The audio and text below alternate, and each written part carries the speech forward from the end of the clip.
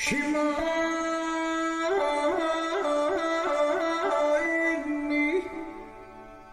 Petlutu Shimai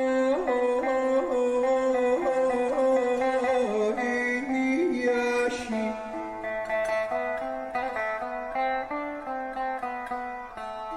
Shimai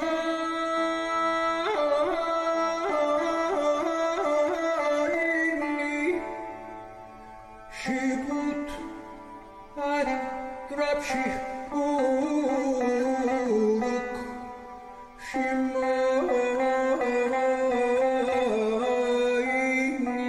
Yashi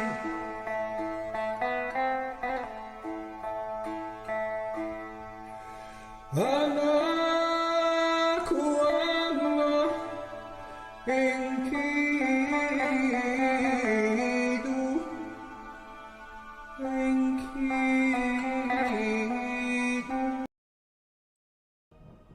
Hello, ladies and gentlemen, and welcome back to Children of the Cup. I am your DM, GM, storyteller, whichever you like to call me, Forgotten Dreams, and I'm joined by a lovely cast of people, starting with Shannon. Hello, I'm Shannon, and I play Cassandra.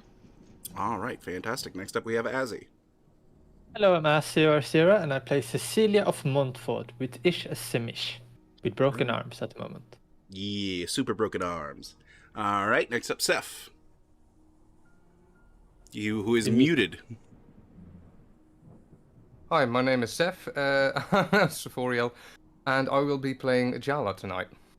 All right, last but not least, we have Mel. I almost called you G-Meg. I'm Mel, and I'm playing G-Meg, and I am, well, the close out Anda. Fantastic. For those of you wondering, yes, I am not going to be on camera today, mainly because I'm keeping out most of my lights because there's the thunderstorm going on outside. Right, besides that, let's give our viewers their lovely warning, and then we're going to have Azzy do our recap. Right. Start with a warning. Welcome, everyone. If you're new to this stream, this is a vampire story. That means horror is involved. If the horror gets too much, please take a break. There's no need to sit through it if you don't feel like it, if it makes you queasy or whatever. Also, we're going to make some dark choices sometimes. We're going to treat people real bad, like the cattle, for example. This is the characters, and we are playing these characters, so please don't keep it against us. We're playing characters, so keep it against them. There you are. Azzy, take it away. All right. So, well, we left at a bit of a cliffhanger at the session previously, and before the previous one. Anyway, we were in front of a character with no face. That character's... well, it turned out it was a demon, and Cecilia is really convinced that the demon was lying, and she attacked it. Well, Adiala was the smart one that took a step back and said, nope, I don't want to fight.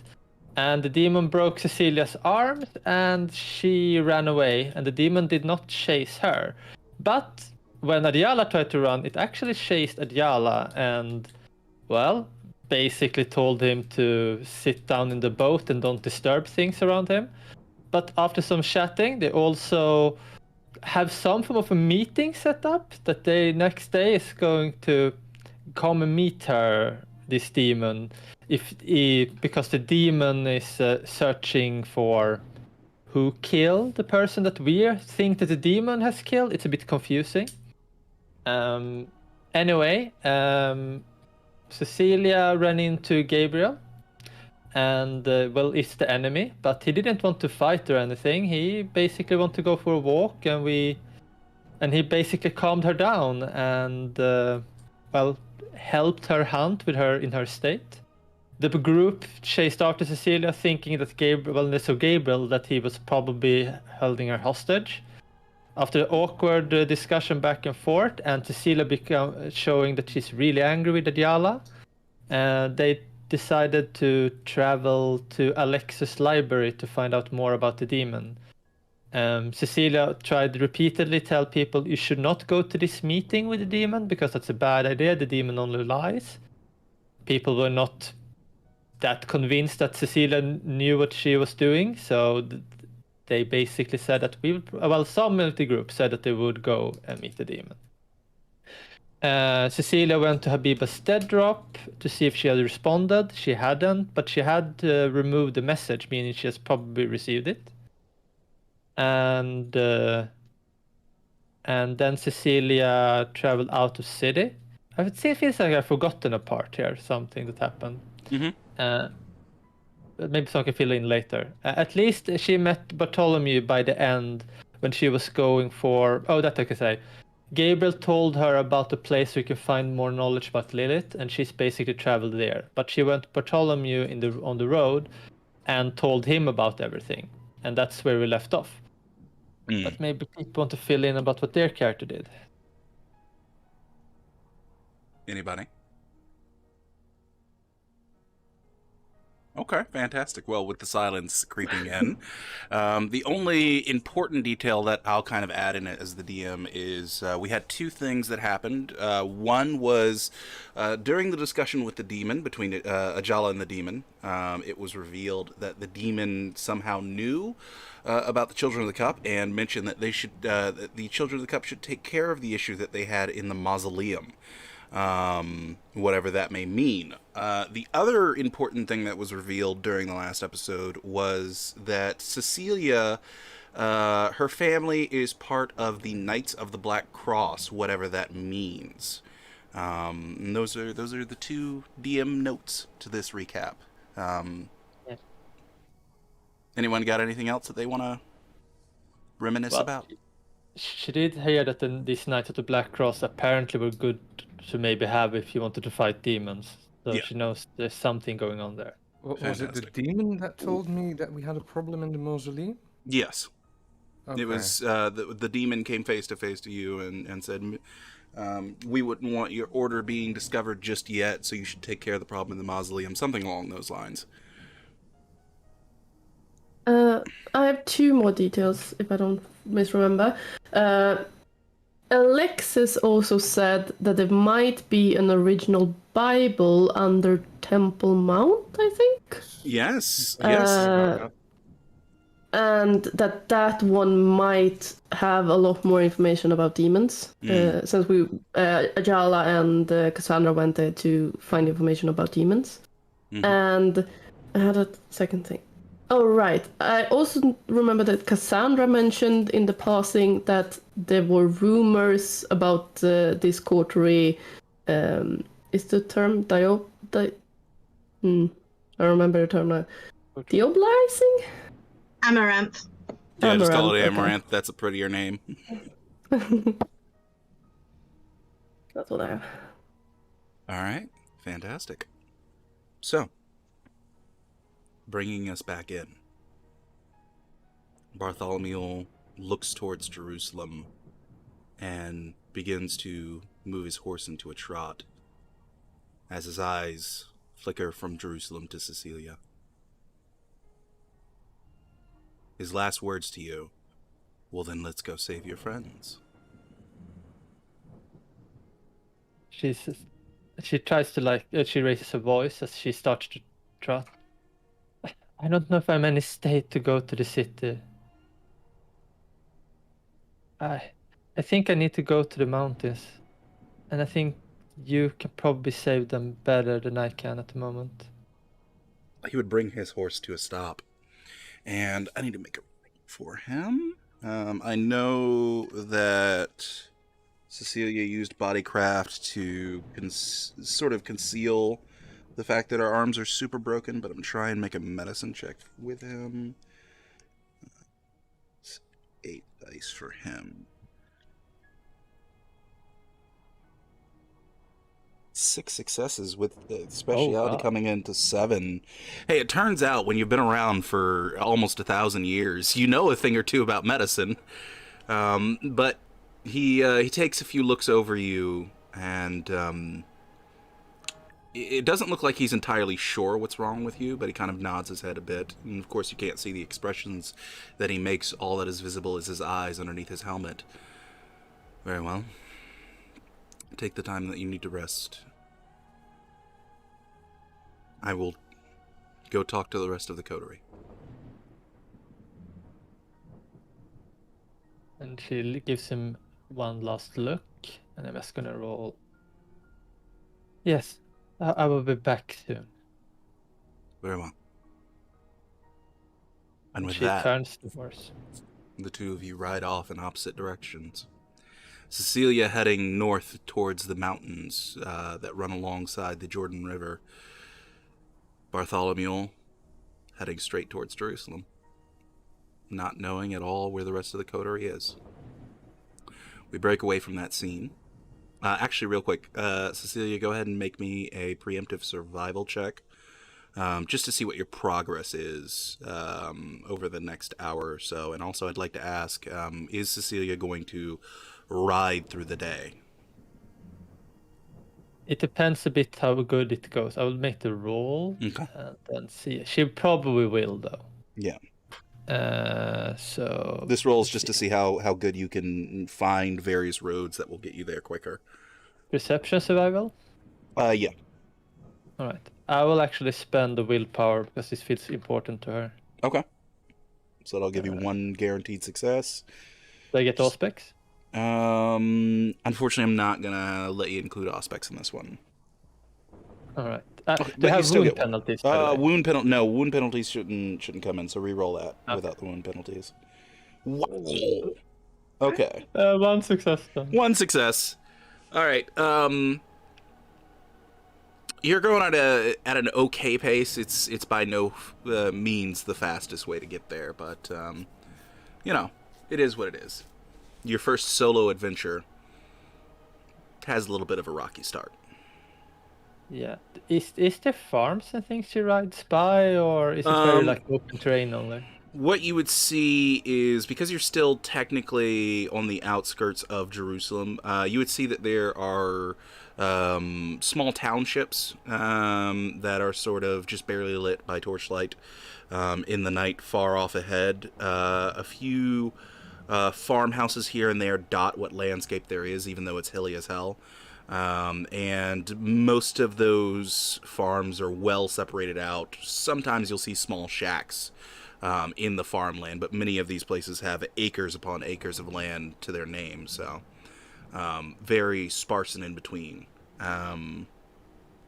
building-wise. As it didn't go so well for her, she will probably, just before sunrise at least, go to one of the farms and try to speak to them when the time comes. Okay, fantastic. So we'll break away from Cecilia as she rides off into the night. The camera breaks away from her, rises into the night sky, what is left of it, the purple hues of the rising sun, not too far off and just beginning to crest over the mountain range. And we will fly past Bartholomew into the city, through the new gate, down a few streets, down an alleyway, come to a well, and then the camera will sink down into the well, further and further, until eventually it hits a bit of a cavern, where there's a bit of light. Camera will slowly move to that light to see the three of you, setting yourselves up for your study session. Right. How do we go over this?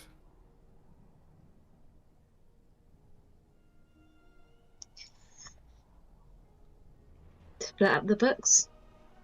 Find Find what we can Mark, find.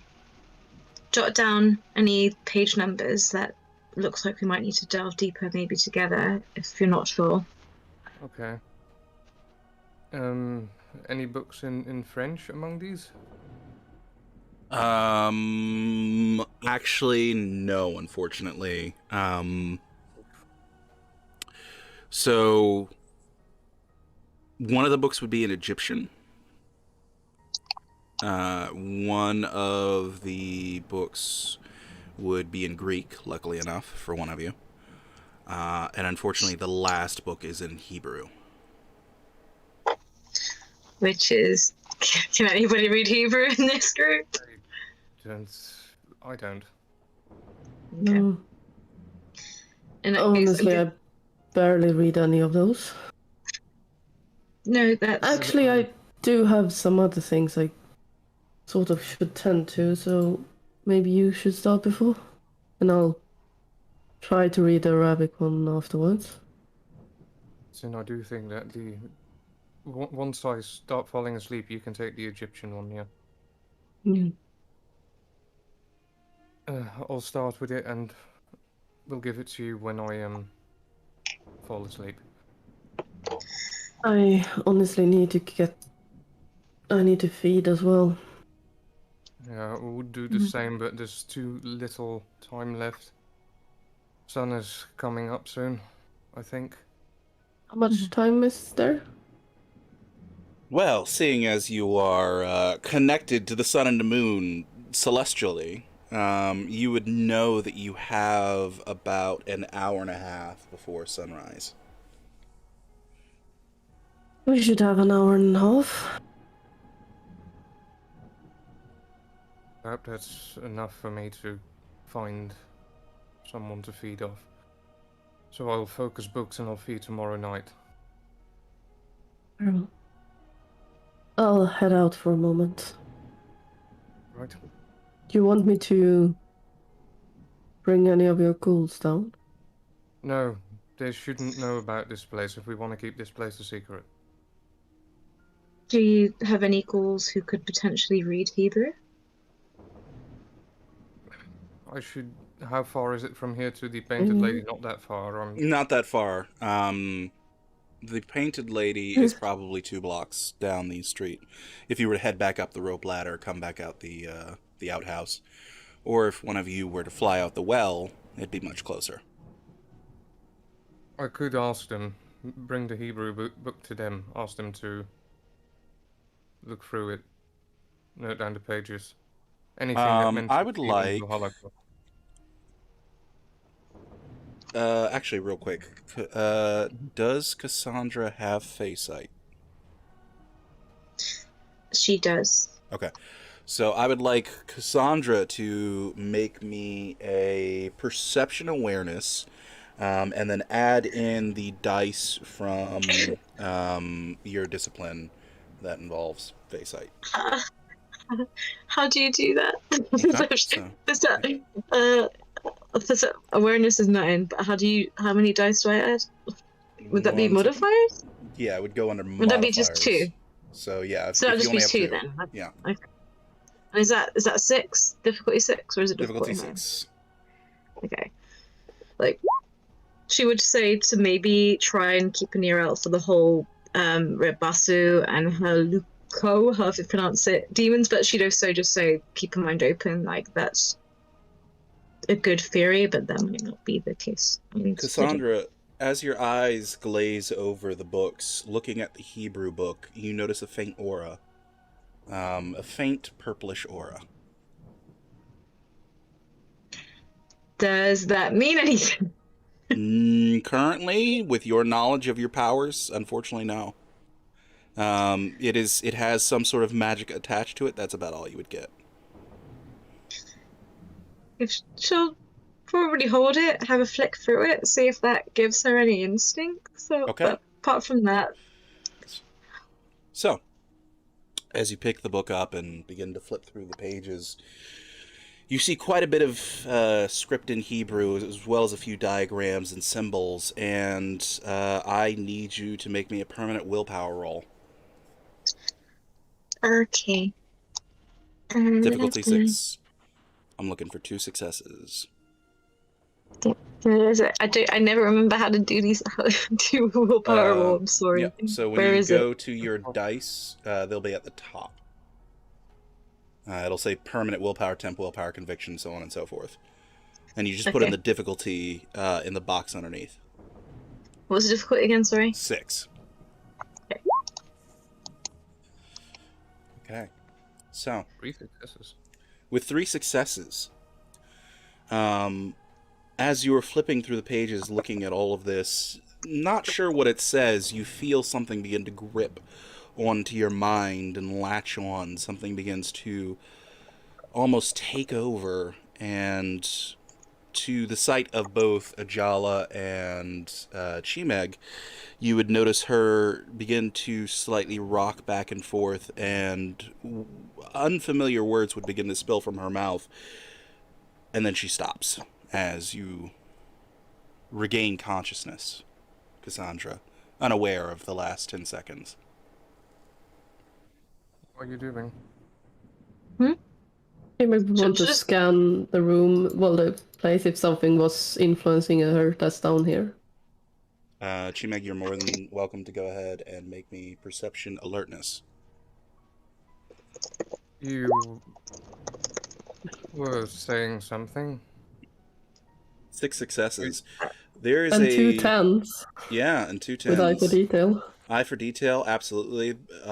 There's a flock, or I don't know how you describe a group of bats, but there's a group of fruit bats that have perched themselves further up one of the tunnels above one of the flowing riverways.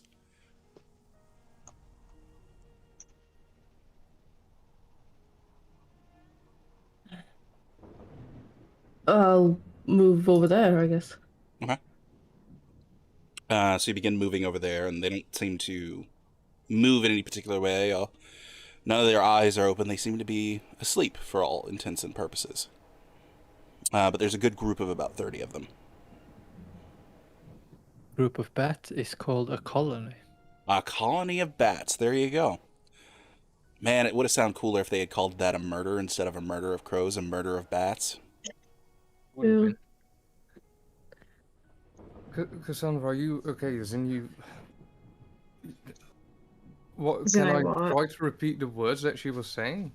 You can make me I would say, I'm gonna throw this under wits performance.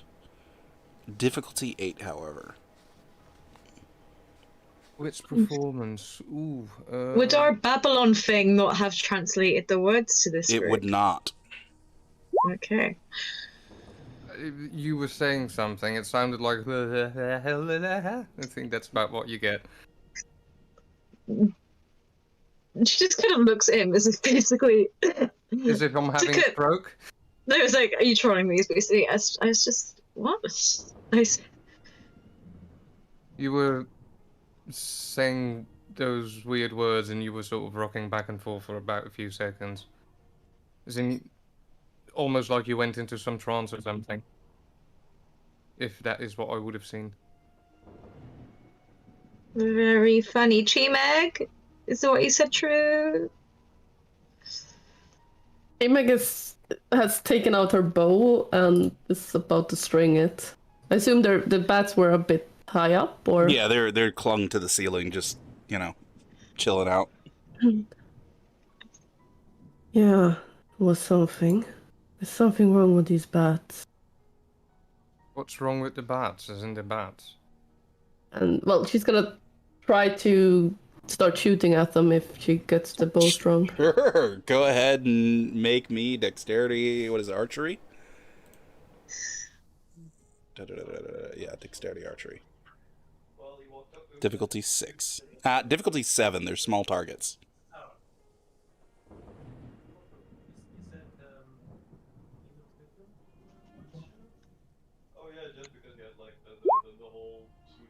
Two successes. You get one right in the chest, and it falls into the water dead. The rest of the bats kind of pop awake and begin fluttering around and screeching, and then eventually they come to rest like 20, create like a perfect circle around the one that you killed where it was sitting, and they just all begin to slowly go back to sleep. But one of them sort of just remains awake and then begins to flutter down towards you. And your animal kin is 3, right? Animal can, yes, I do believe that's... Yeah, Yes. that's 3. So you watch as one of the bats, not being entirely the most intelligent creature, comes and perches on your shoulder. Screeches a few times and just sits there. I'm gonna activate animalism. Mm-hmm. Try to lock eyes with it. Can I do that when bats are blind? Bats are not blind. Bats have excellent eyesight, actually. Oh, really? Yeah. That is a myth. Oh, good to know. So yeah, you lock eyes with this bat and go, stop, stop, stop! Okay. What was it saying? It was just saying stop. Oh, okay. What are you doing home here?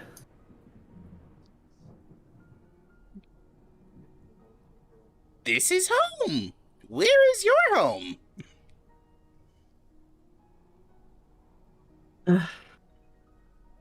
All over the place, I suppose. Mm, Are you bat too? You're very big bat. Hairless bat. No, I'm not a bat. What? So Ajala and Cassandra, you would just see Chimeg squeaking to a bat who squeaks in turn back to her. Gonna ask if I can see the Hebrew book after she had a bit of an episode. Yeah, Cassandra just passes it and just looks amazed at what She-Maker's doing and just says to Ajala, I saw like purple floaty, I don't know how you describe it. Purple floaties. I don't know.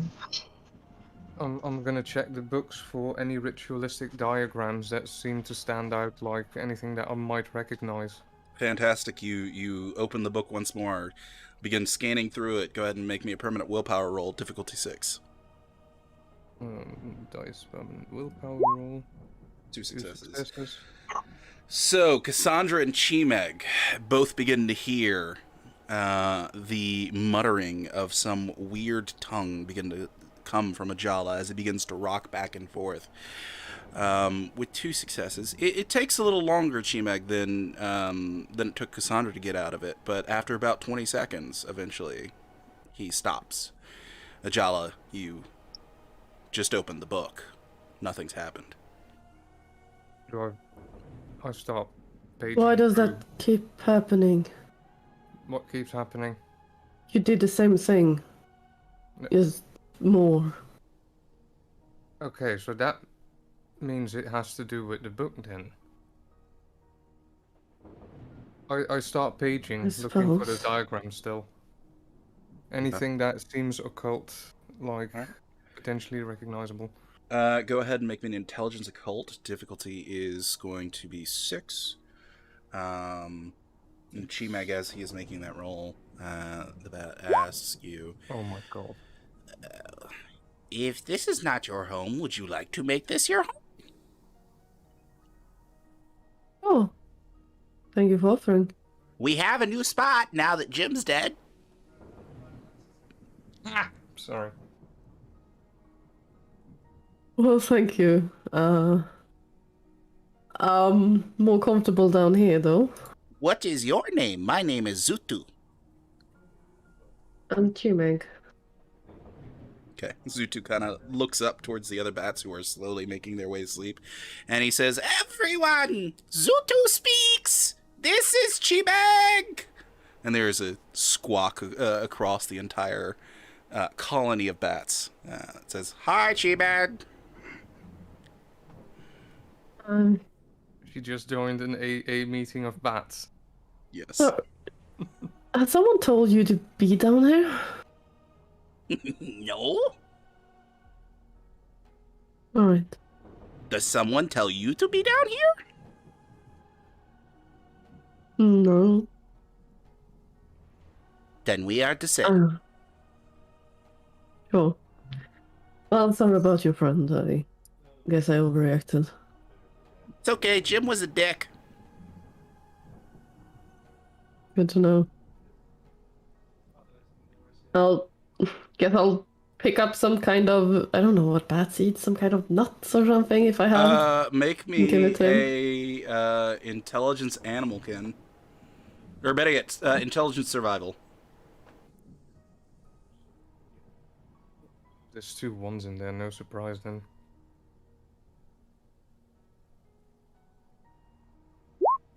Oh no. Did you get any successes in there? No, you didn't. That is a botch. We're rolling fantastic to start the evening, everyone. You quickly look around in your equipment to see if you have anything for them to munch on, and kind of mentally making notes to yourself that bats probably don't eat that. So you just grab something random off the floor that you see that looks sort of nut-like, only to find out that it's bat guana. Oh. Yeah. Well, we're probably gonna be around a bit. So let us know if you see anything strange, if you don't mind. Okay. And Zutu flutters off towards a spot in the colony and perches himself.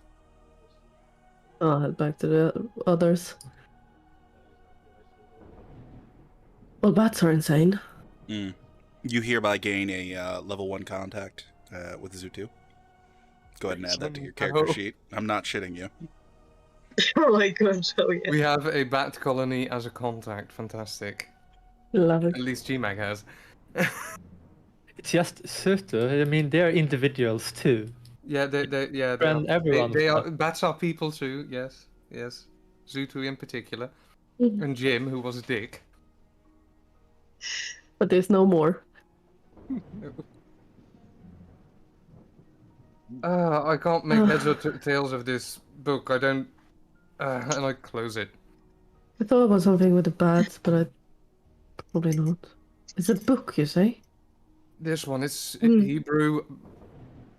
Apparently, it's doing something to us, but I just don't understand what and don't remember it doing it. I'm said- more No, you were concerned that doing- we can't understand a tongue. So if You were doing exactly what Cassandra was doing. Can I try to repeat? Well, Cassandra here did know as well. Be careful with it, because, well, you've no clue what it is particularly. And I'll hand her the book. Do you think that we'd have time to go back to our sheriff and ask who last borrowed this book? It's in too little time in the night. That's all the way back to the Jewish quarter. I'm not going to run that, as in Okay, first thing in the evening. morning. Remake doesn't accept the book, by the way. Okay, I'll put it down somewhere. This should be one for our ghouls, perhaps. Maybe one of them knows how to read Hebrew. Anyway, where's the Egyptian one? I'm gonna get started on that one. I'm gonna head out. Good luck. Be safe. Out there. Yes. So, should I get anyone from Painted Lady? I don't know if any of them speak Hebrew. If they do, you might bring them this book. But I thought the idea was to keep this place as secret as possible.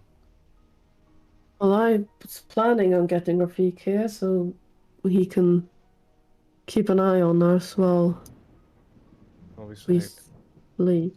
and he should be the only one for now. If you're going on foot, then you might want to bring out the book to, well, the ghouls that we have there and see if any of them know how to read it. I don't really feel like leaving a book that makes you do, the two of you do those kind of things to a ghoul. Fair point. And At least not unsupervised. leave it where it is. Right, yeah, I'll start looking in the Egyptian one, see what I can find. Right. I'll be off. And I'm gonna turn into a bird. Alright. You turn into a golden eagle. I'll take a look. You take a walk? No, I mark off a blood. Okay. I was about to Take a say, you walking just turn bird. into a bird and then you just start walking around. This is how she contemplates. This is her thinking mind. Yes. With the head like... Oh. Yes. Rabisu, Halaku, any sort of demon, basically. All right, I would like Ajala to go ahead and make me Intelligence Academics, difficulty 6. Oof. Now you're asking a very, very tiny roll. Intelligence Academics. Difficulty 6. One I need success to somehow. One success. He has Going a little- through it, this looks like a book that specifically talks about the various different kinds of demons. You assume it's saying something about houses, and yeah, you do see references to the Rabisu and the Halaku. Rabisu, of course, being translated in this book to Devourers, Halaku being translated to the Slayers. You also find mention of the Namaru, the Asharu, the Anunnaki, the Nebaru, and the Lamasu, who are the devils, the scourges, the malefactors, the fiends, and the defilers. They are the different houses of demons. 7 in total. And You'll see a painful expression on Ajala's face as going through the book. overarchingly, it calls the 7 houses the Sebetu. So.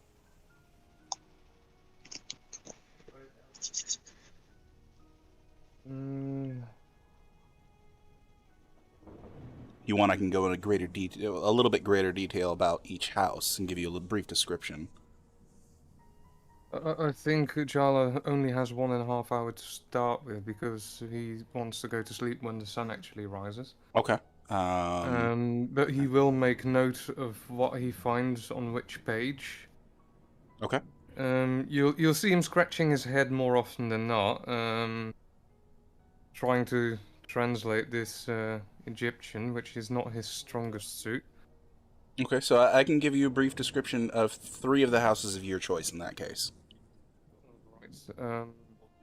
I'm going with the first 2 that we are actually looking at is Rabisu and Halaku, but the Halaku seems the most interesting to him. Okay. The information, the brief description of the Rabisu or the Devourers is once the angels of the wild, warriors without equal, the 6 houses can command animals and plants alike, as well as shaping and reshaping the flesh of other beings as they desire. The Halaku is the house of the second world, the final house to be created. The Slayers have dominion over endings and death, and they can destroy the things of the physical world, command the spirits of the dead, and even enter the underworld. And you've got one other house that you can get a little information on in the time that you have. I already forgot those names. It was a bit much. Just I'll keep it simple. Devils, scourges, malefactors, fiends, or defilers. Defilers.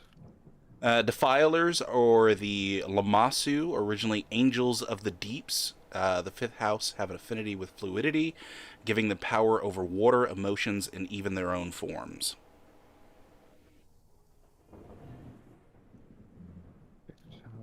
And that last part kind of sticks out to you, even their own forms.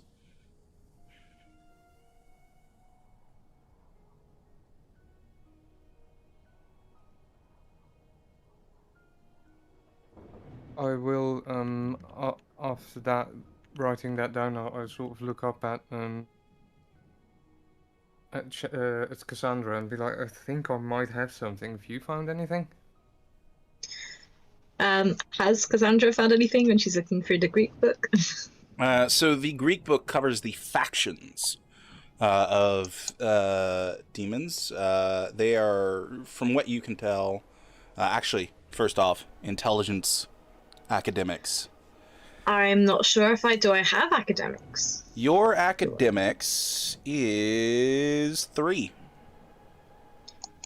3. Let me just coloring. Thank you. Somebody's Okay. old. Intelligence, academics, difficulty 6, I guess. Yes. Okay, 2 successes. Yes. Gotcha. Fantastic. So yeah, you learn a little information about the 5 factions. You have the Faustians, the Cryptics, the Luciferians, the Raveners, and the Reconcilers. And do you have any plans of sleeping, or are you just going to go through the day? She's gonna go through the day and go over parts of Jala's book if he's not reading as well. She'll zone into anything that seems relevant to Jala's description of the demon. She wasn't there, that's all she has to go on. But also bear in mind the stuff Alexis mentioned. So there's some things that she'll focus on, but she is, while she has her theories, she is trying to keep an open mind because could be anything. In that case, go ahead. Sorry. Jala will, at the end of his first 1.5 hour mention of, he will have encircled particularly that part that he wrote down. Lamassu, the Defiler's page of the book. Like, supposedly the 5th house of demons created, they were the angels of the deep. Or the deeps. They control fluidity, including their own form, as in that sounds rather what that demon was doing. It changed shape quite. If it might mean something, I don't know.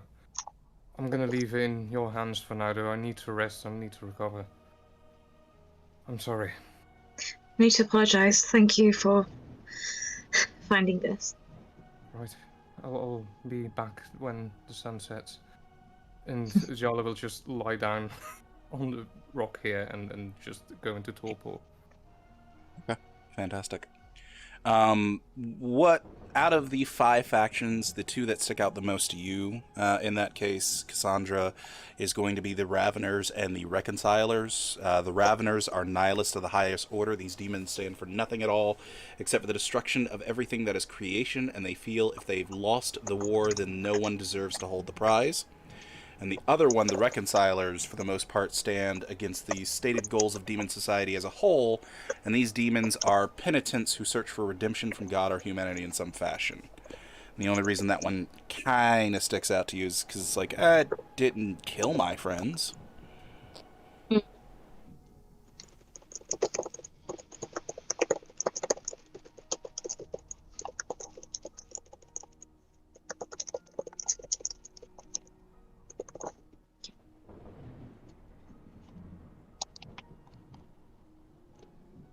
Can she also look through the book Jala was going through and maybe cross-examine using both of these? Sure, go ahead and make me another intelligence academics.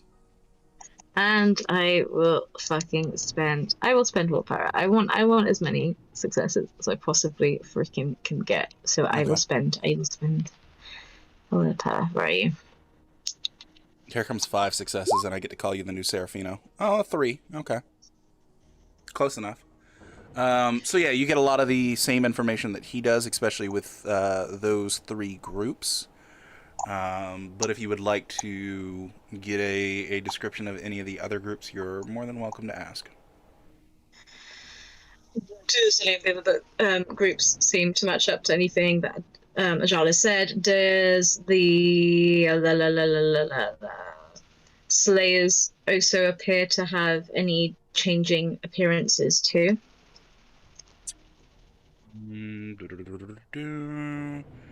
Let's see what this.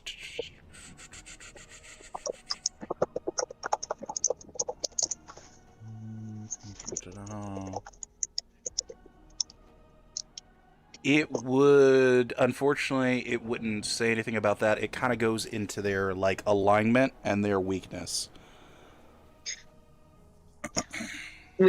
She'll take weaknesses or how to approach. She'll take pretty much anything. Okay, it simply says with their weakness that Slayers seem detached from the living world, finding many human concepts to be completely alien to them. In addition, though cautious and deliberate, once chosen, a Slayer will defend any decision they make, rarely admitting to wrongdoings. So they're very stubborn.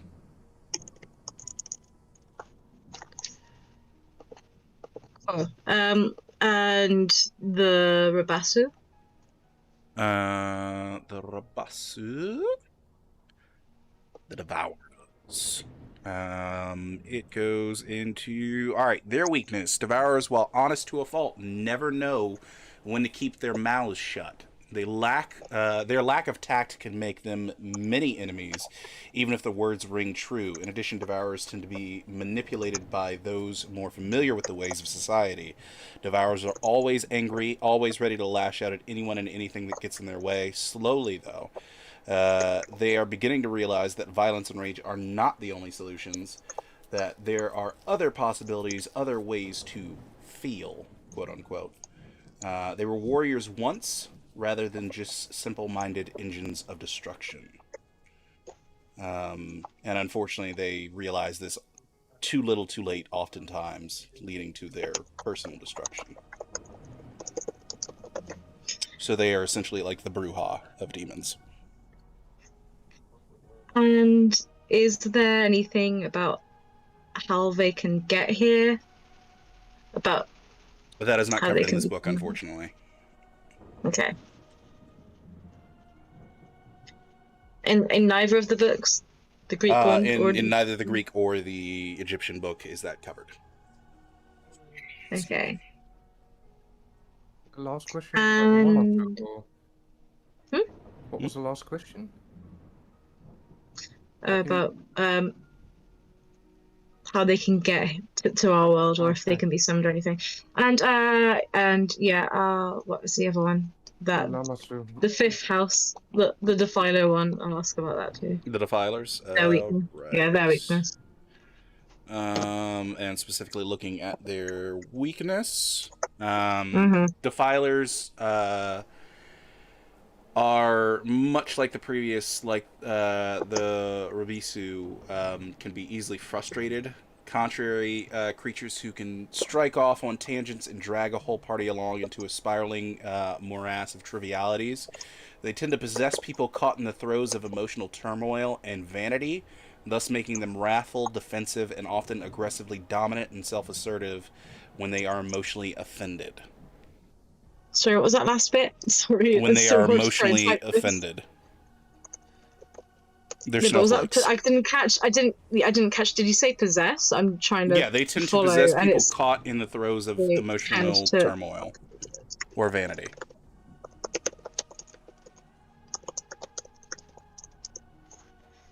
Good thing Cecilia's out of town now.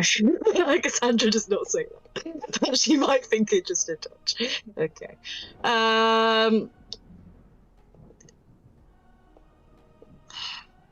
Doesn't really tell you how to stop them. It just tells you how to piss them off. Beautiful. Love it. Well, it's what not to do at least. Okay. Yeah. Is there anything else that she could research? Anything else that seemed helpful? I don't even know what to ask at this point. Continuing to go through the two books that you have available to you, you... Not in the faction book, but in the Houses book, the one that Ajala was studying, it tells you a little bit about their apocalyptic form or visages, but it doesn't go really into detail.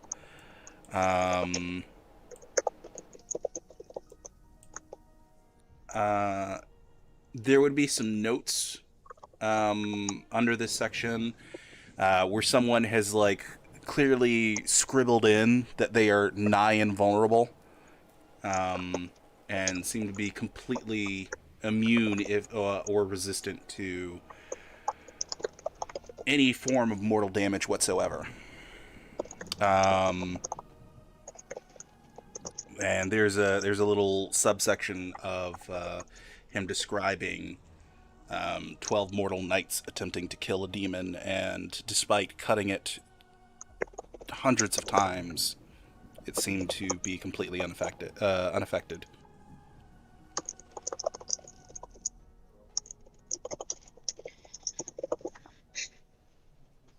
Is there any do not do this? Is there any kind of things about not getting yourself in accidental deals with a demon, anything like that? I don't. No, the only other notes would be during their apocalyptic form.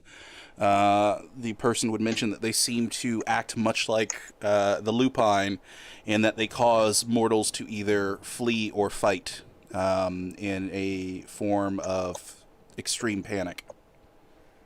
Is their apocalyptic form something that they can do on their own, or is it caused by something in particular? That is not described Is that a in this choice book. thing, or a... It's not described here, unfortunately.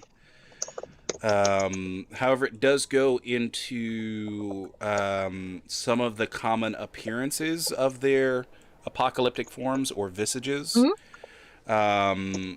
With the Halaku, they have often an appearance of either death, spirits, or realms. With the Rabisu, it's often some kind of beast, something in the wild, or just flesh. And with the Lamasu, it's something to do with transfiguration.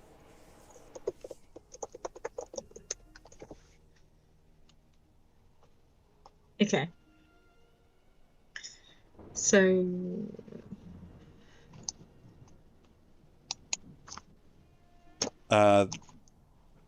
Not long after those few pages, the last 3 pages of this book are covered in large splotches of black blood.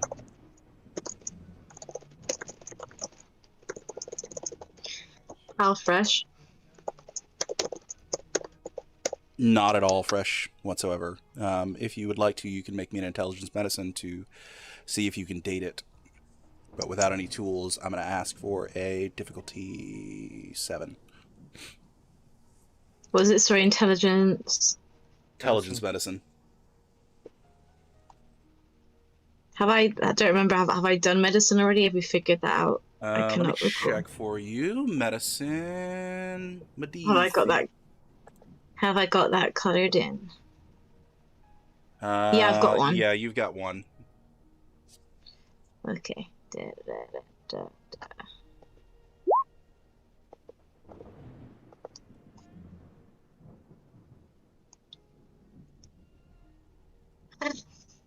One success. With 1 success? I mean, this person definitely didn't bleed on this book in the last week or so, but that's about all you can get with 1 success.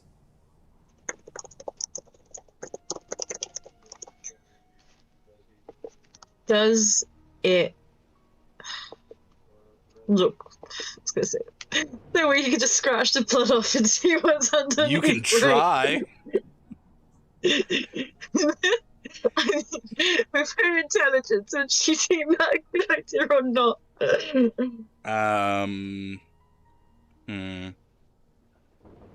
I know it works with wax. I don't know if it works with dried blood. Just do you have the merit common sense? No. All right. Make me a straight intelligence roll.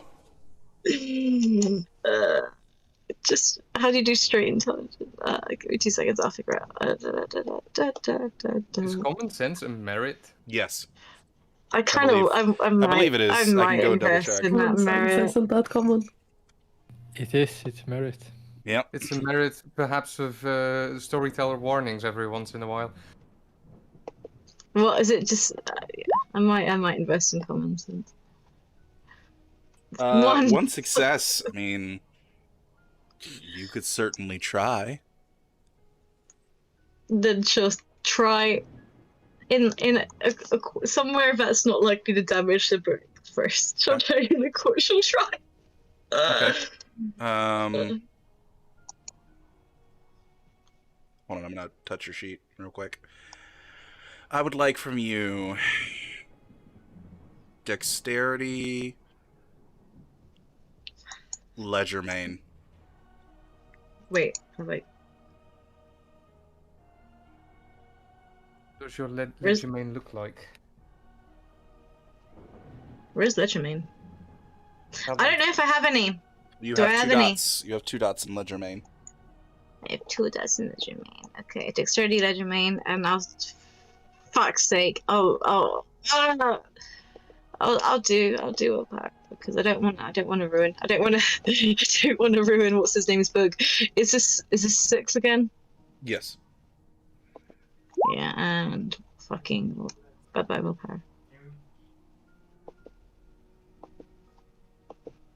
Our rules Okay. aren't fantastic today. So, So 2 successes.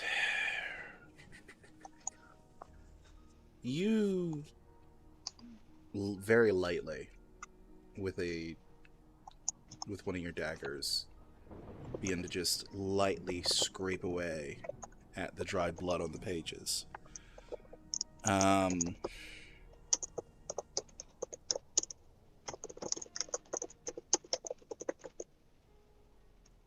Underneath the second page, covered in blood, you would see the beginnings of some sort of symbol.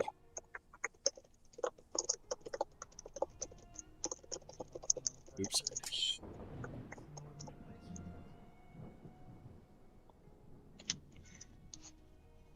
Some sort of symbol.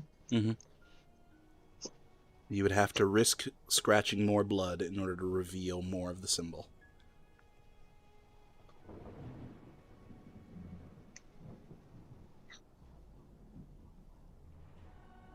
She might wait until the morning to see if Ajala or Chime have a defter hand, and she does. It's not her strong suit, but she's done a bit. She'll see if anybody else would be better outfit at this than her. Fantastic. So, that is the research you were able to get done during your day, Cassandra. Chimeg. Rewinding quite a bit, you fly out of the cavern into the night air and towards the Painted Lady. Unless you want to make any detours. No, I'm actually not headed for the Painted Lady. I will instead... Well, firstly, I will try to make like a round the area. And to basically see if there's any weird movements, like werewolves or vampires or things like that. Or demons. Or demons. Sure. Perception awareness added to the modifier from the eagle form. Right. Difficulty 6. And I will do Eye of the Beast. People can't see up here, right? No. I mean, plus you'd just be an eagle with glowing red eyes. I don't think anybody would go, oh my god, that's Chimeg. No. Difficulty 6, you said? Yeah. Okay. Jesus. Alright, Ajala.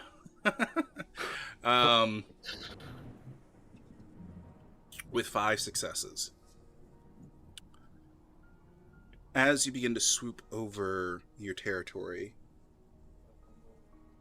the first thing that you would notice is coming from the direction of the new gate would be Bartholomew.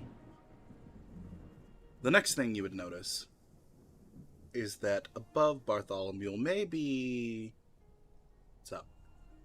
about 40 meters behind him, is a dark cloud of mist heading towards the city. After that, 5 successes, Jesus. The Egyptian man,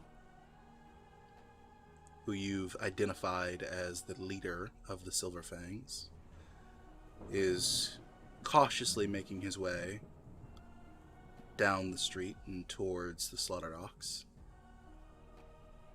For what purpose you were unaware at this time.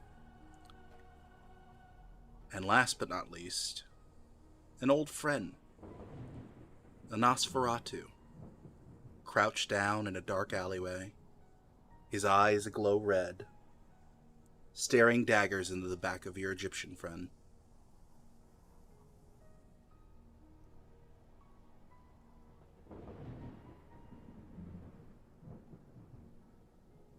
It's a busy night, Chimeg.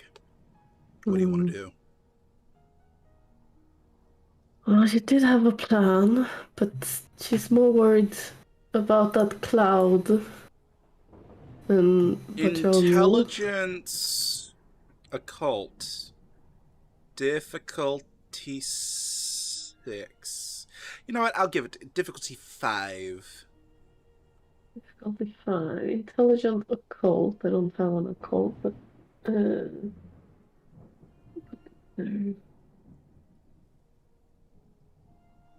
I've seen a cloud before. Oh, that's actually wow. With 2 2 successes, of yeah, 2. you've seen that cloud before. You know that cloud very well. That cloud drifted away from you in a dark alleyway not too long ago. Do I recognize it as the same? Can I do that, or is it just? It's got roughly A the same vampire. shape. I mean, you know, if The you way could they have describe shape. Canis in the form of a cloud, that looks cloudy, Canis-y enough. As in, is it like staring at the sky and seeing a cloud in the shape of a Pretty dog's much. head? Yeah. Yeah. Some people Alright. see a bunny, others see a bear. Shimek sees the head of a wolf. A power symbol, Right. if any. This made her slightly less worried, but yeah, she's gonna head towards Bart actually, and try to swoop around and land on his shoulder. Hopefully, he won't stab me. Okay. So you go ahead and begin swooping down towards Bart. He's gonna make a perception check. Oh boy, your perception is high as fuck.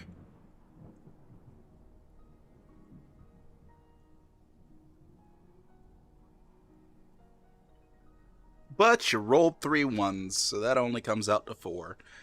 Alright. You're not exactly trying to be stealthy, are you? No. Okay. So you No.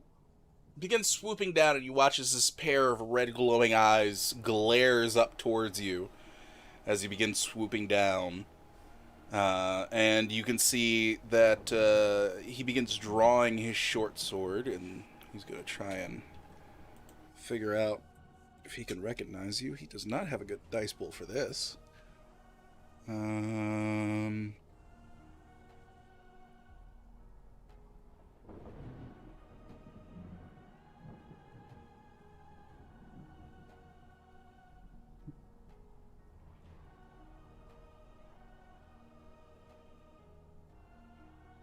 Oh.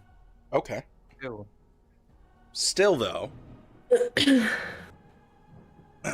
an odd look of recognition passes over his eyes as he begins to sheathe the short sword, and you get within speaking range of him. And you feel a weird sensation come over you as he locks eyes with you. And for some reason you feel as though he can understand. Sorry to startle you. I was told that you were in trouble. Was that? A certain member of your coterie, who is currently wounded outside of the city. You meant Cecilia. I'm told Oh, demons are involved. Yeah. There's a lot of things going down at the moment. Would you care to Imagine. elaborate? Well, I'm not sure how much Cecilia filled you in, but as we were away to fight in the war, a lot of people moved moved on our territory. There was a girl murdered at the Slaughter Oaks. Elizabeth, Do you yes. believe you knew her? Yeah, exactly. But probably the most important thing is that Habiba has Serafino. And the Twisted Sisters, the werewolves, attacked his school was just because we have a ceasefire, I suppose, with one of the other werewolf groups and the leader of that one stopped them from killing him. As far as we know. Another group of werewolves stepped in to stop another group of werewolves. Apparently. Sounds odd, but I suppose it isn't out of the realm of possibility. Yeah. I don't know much about werewolves, but he seems like an odd one. The one in charge of that group. Not necessarily in a bad way, though. He slowly makes his way into one of the local stables and begins to stable his horse, stopping speaking to you for a few moments as he pays the stable boy a small fee, gets his horse taken care of, and then begins walking. Assumedly with you on his shoulder the entire time.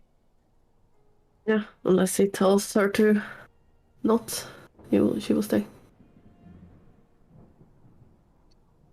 Well, it's my job to come here and discuss with you what your next course of action is, as I myself and Cecilia believe that talking to a demon, although I do not know much about them, is foolish.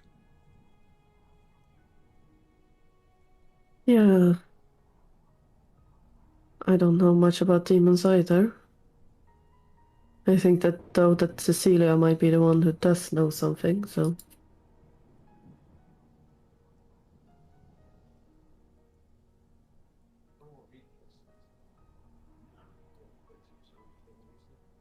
What do you think we should do? Well, our first objective should be getting off of these streets to somewhere where we can talk more openly. Right. We are holding out underneath the city, actually. There's a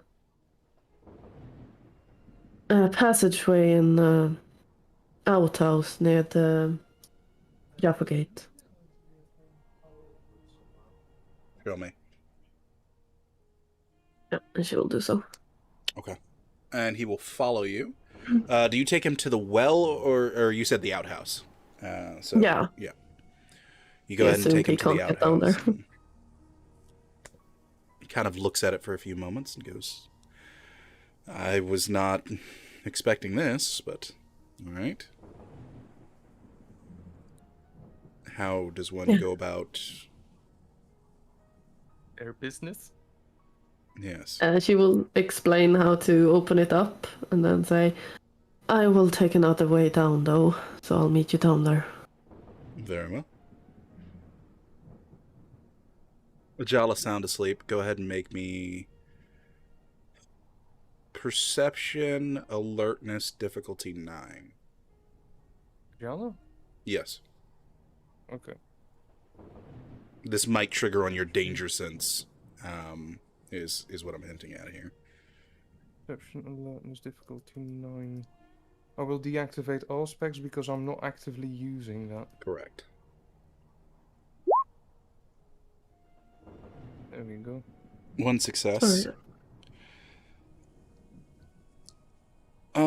With only one success, you get this odd feeling for a few moments in the haze that is torpor, but you're not sure what to make of it, and you just continue into the darkness of sleep.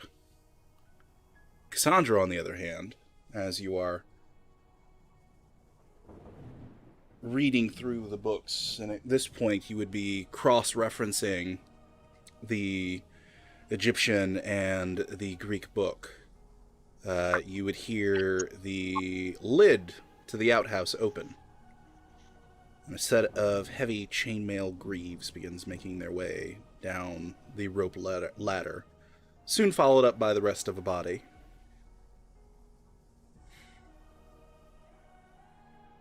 And I'm guessing because it's the helmet, right? She's not going to recognize. Yeah, after a few seconds and the person fully emerges through the hole, you would just see a dark helmet, chainmail covered with a dark tabard, a short sword that has been tightly strapped onto them and oddly nudged towards their front so that they more easily can get down the ladder.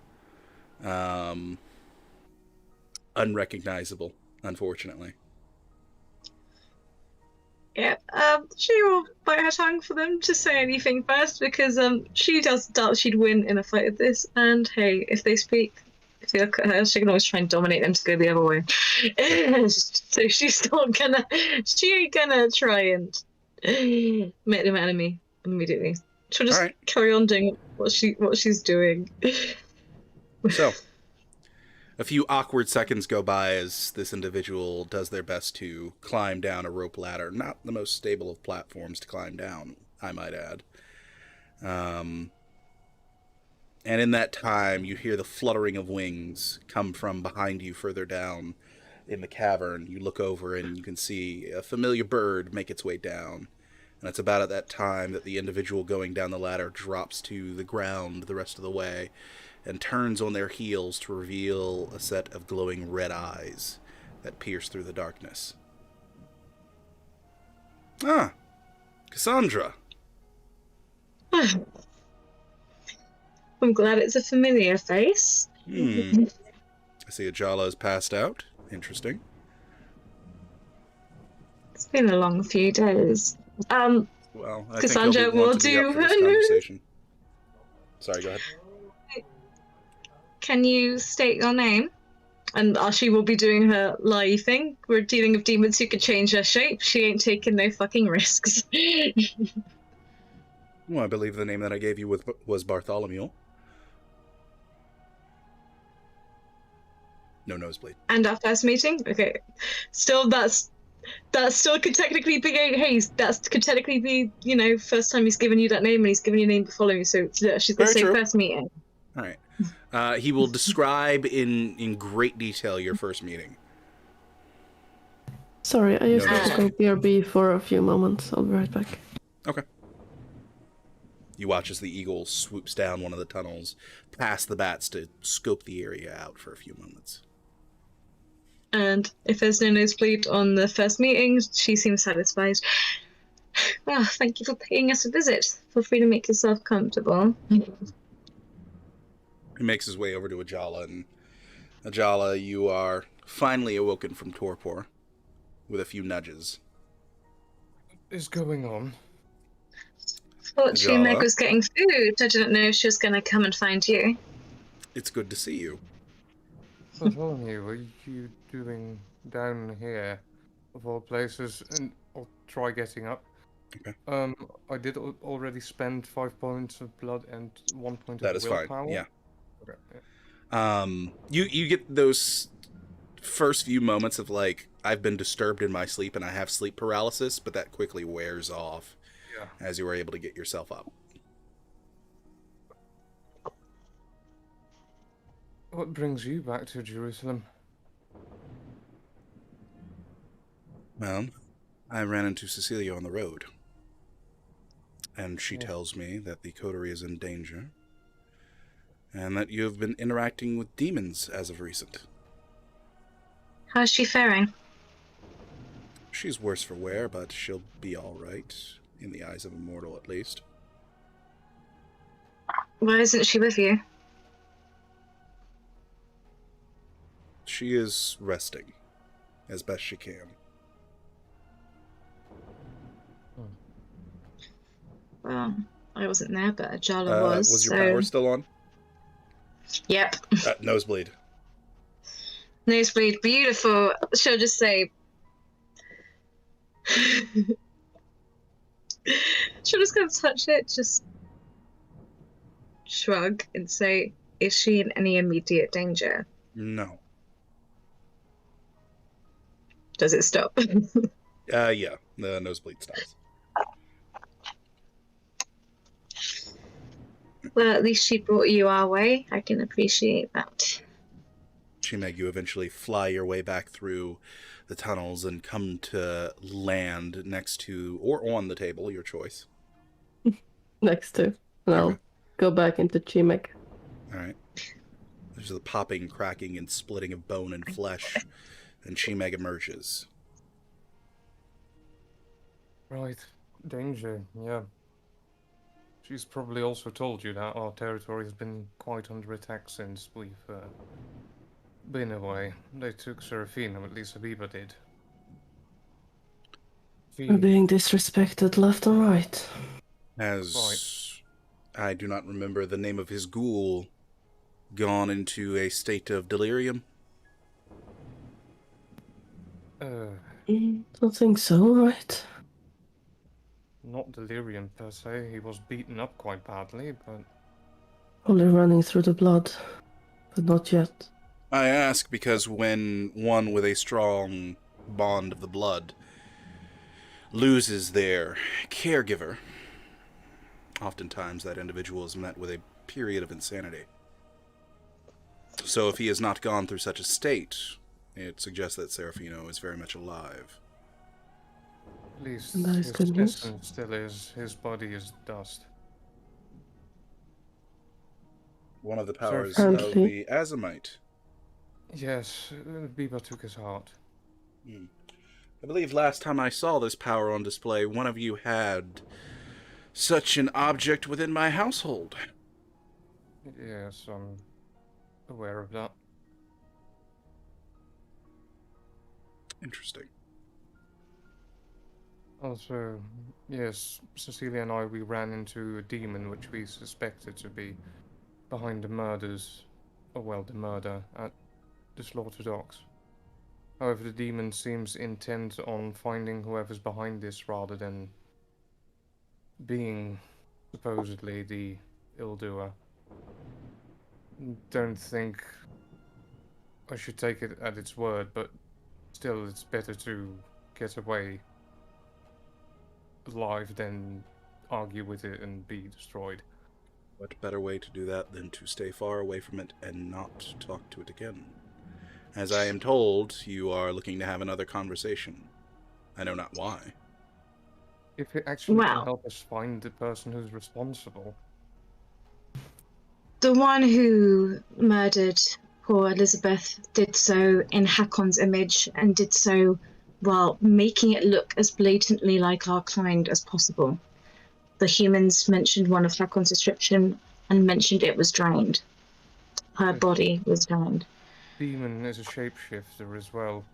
Also, it mentioned that it has no use for us to be revealed yet, so we should be... It said something about a problem we have in a mausoleum, and it shouldn't be discovered yet. You didn't mention this before. What's this? I only just remembered. It's probably due to sleeping.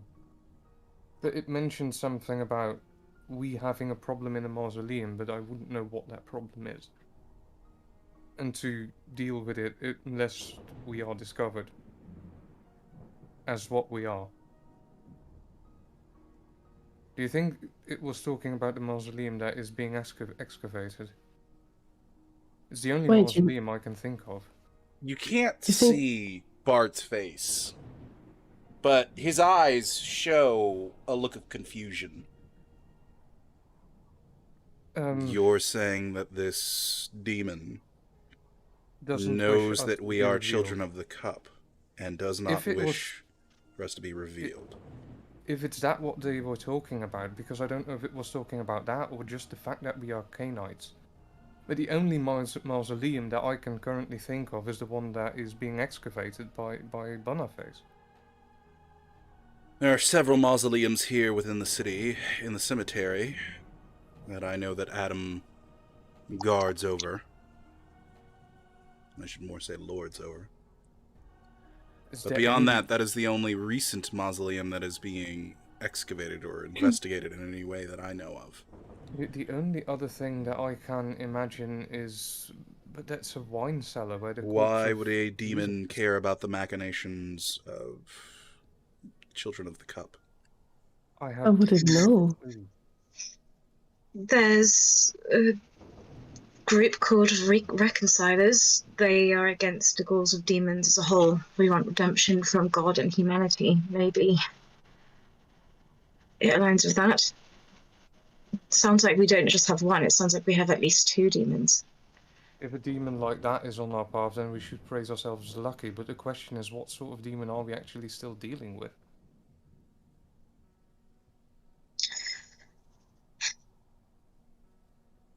I'm not sure. You said... How did you said it looked when you entered?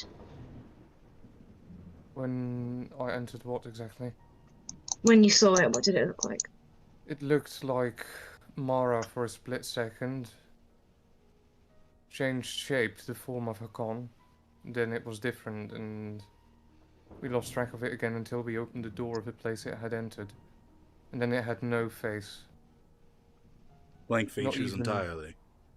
entirely. No lips, no eyebrows, no eyes, no nose. Nothing, but it split its skin where the mouth ought to be to reveal a mouth after all, once it started speaking.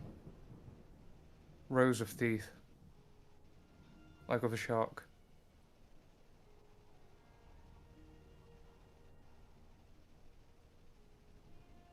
It called itself Demon. Said it was investigating the murder that happened in the slaughter docks on our domain. Did it it said give that you a we- name? It didn't name itself. Smart, then.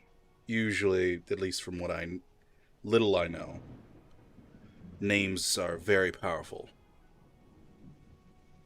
It knew us. Particularly every member of our coterie. It knew of our actions, things we've done in the city. Things we've tried to keep as secret as possible from other Canaanites.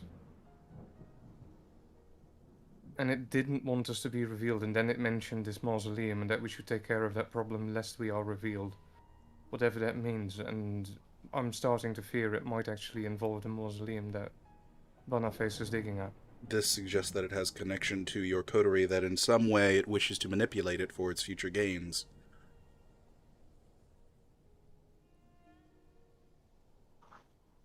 So we're not going to avoid it, whatever we do. How far back would you say it has knowledge of? From At my least from what impression, it's... Yes. the moment we entered the city. I see as he looking, as in that's Ajala's impression. Just saying. It seems to be way too aware. Why now? Why come out of hiding now? Why prowl the I don't streets think as Mara or Hakon? I don't think it expected us to find it. It was As in- asking questions at the pub before we asked questions at the pub. And it was in there right before we were, in the shape of Mara, which was not possible because we were at Mara minutes before. That's when Cecilia figured, let's find this person, this impersonator, and I followed Cecilia. So On the an heels. unforeseen loop in its disguise is the only thing that led you to it. Yes. When Cecilia clawed it and its wounds didn't even form, is when I panicked. I had suggested to Cecilia that we got in touch with the Montforts at Fort Montfort, as they, at least from what I am told, are members of the Black Cross. As far as I'm aware, they would be the only ones capable of dealing with a demon. Of course, you could also go on to find the Knights of the Grail, but many believe them to be rumors and myth. Knights of the Grail, like others like Not us. our Grail, no. Different order entirely.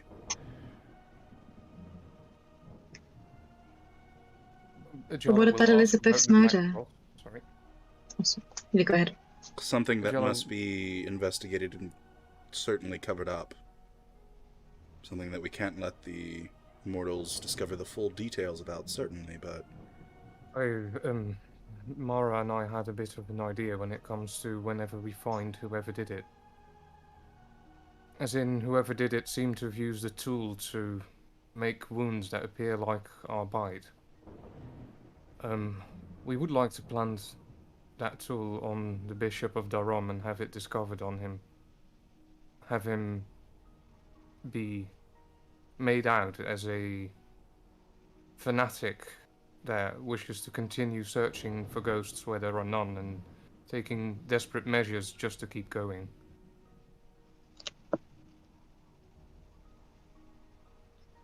To get rid of him. You do realize that the humans would have spread the rumors about the figure matching Hakon's description, right? You don't think you don't think that will put a very definite hole in planting this other guy? Not necessarily. He could have dressed like Hakon. Well, it depends on if he is the same height Posture. and posture as Hakan.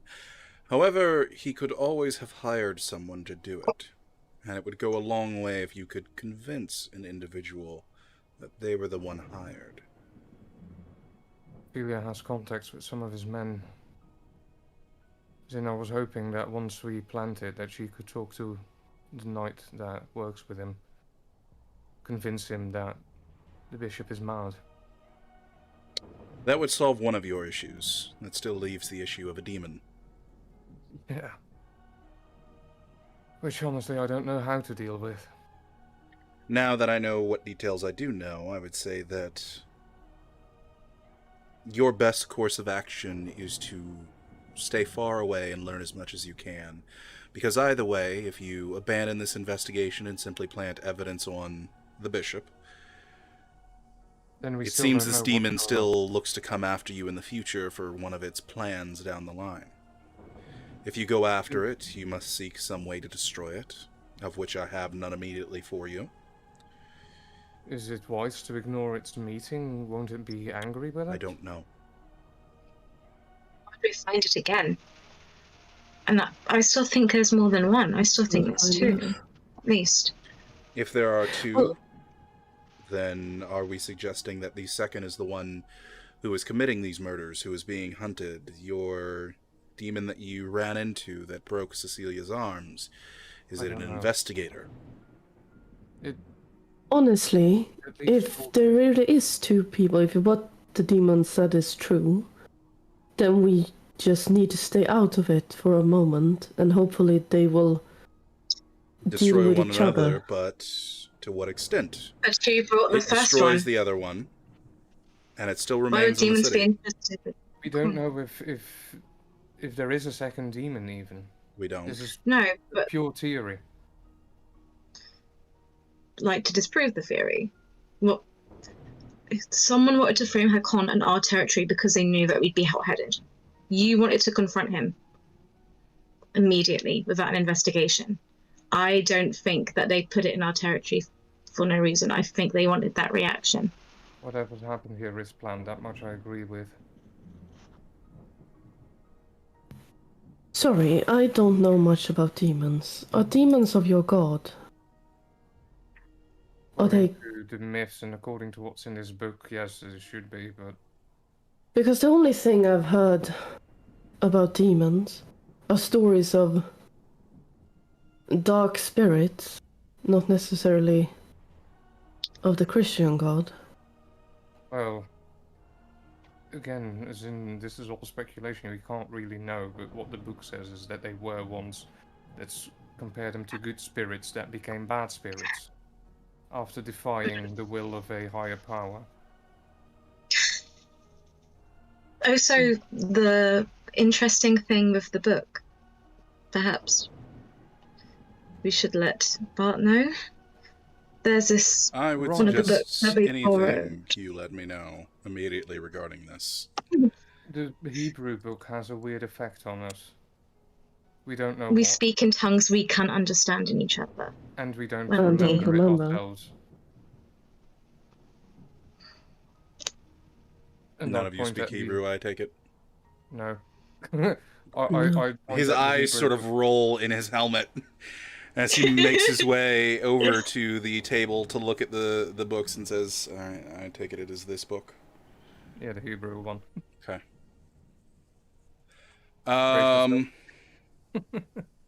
If he fails with permanent willpower, that would be too hilarious. I highly doubt he has higher willpower than you, Ajala. Come on now. There's Yeah, no that way. is. Then he has a lot of willpower. He has 1 or 2 more than me. You have willpower what? 10? 8. He has 10. Difficulty He has supernatural willpower, perhaps. Yeah, no. He doesn't even fall into a trance with that many successes. Mhm. He just looks at the book, begins to read over it.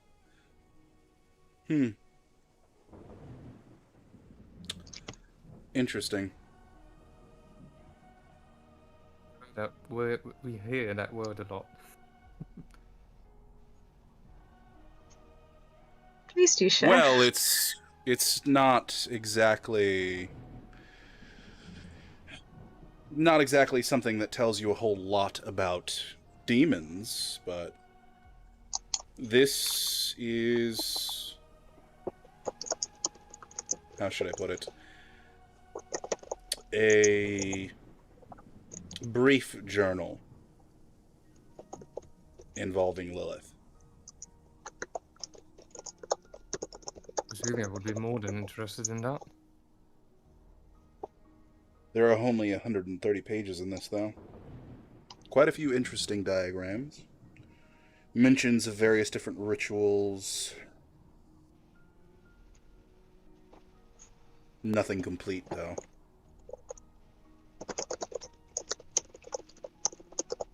Is there any symbols that might match up to, and she'll call the book that has the blood-covered pages?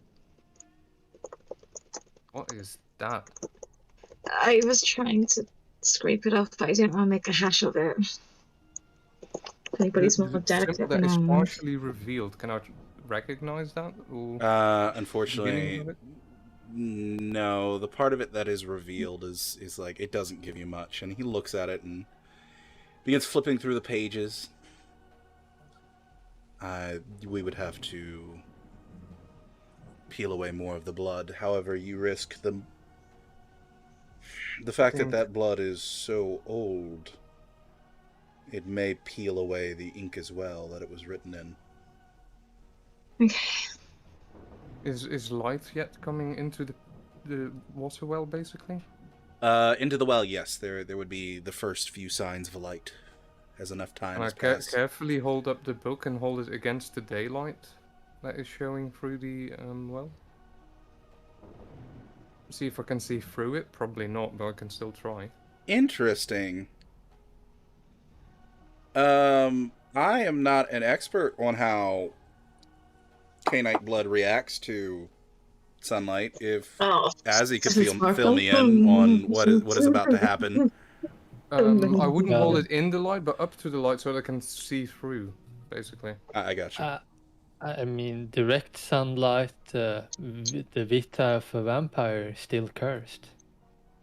Yeah. Okay. Well, we'll say you don't hold it directly in the sunlight, but yeah.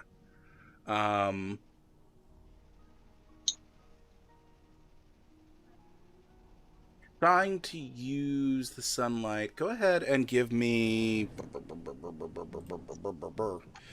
Sorry, touching somebody's sheet. Oh, it's Cassandra's. That's whose. Perception. Perception Enigma difficulty 8. Okay, Enigma. Is it possible to also look? Difficulty 8. Can I also look? Cassandra and also also. what my Cassandra! Hey, guess what? Your Enigma is a 2. Perception Enigma's difficulty 8. I will toss a willpower into this. Just in case. 2 successes. Okay. 2 successes, unfortunately, is not enough. I have Perception 2 speciality? and eye for details. Oh. Eye for details. 3 because of the 3 maybe? willpower. 3 because of the willpower. Still not enough. And I have low light vision with my perception. How many 10s did you get?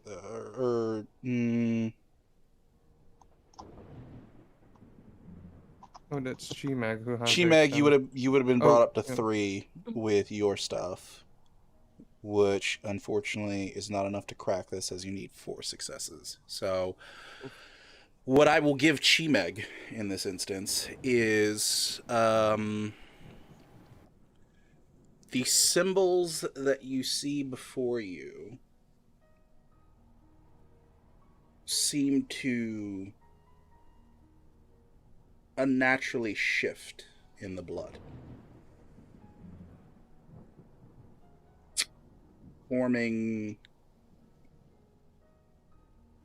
what looks like an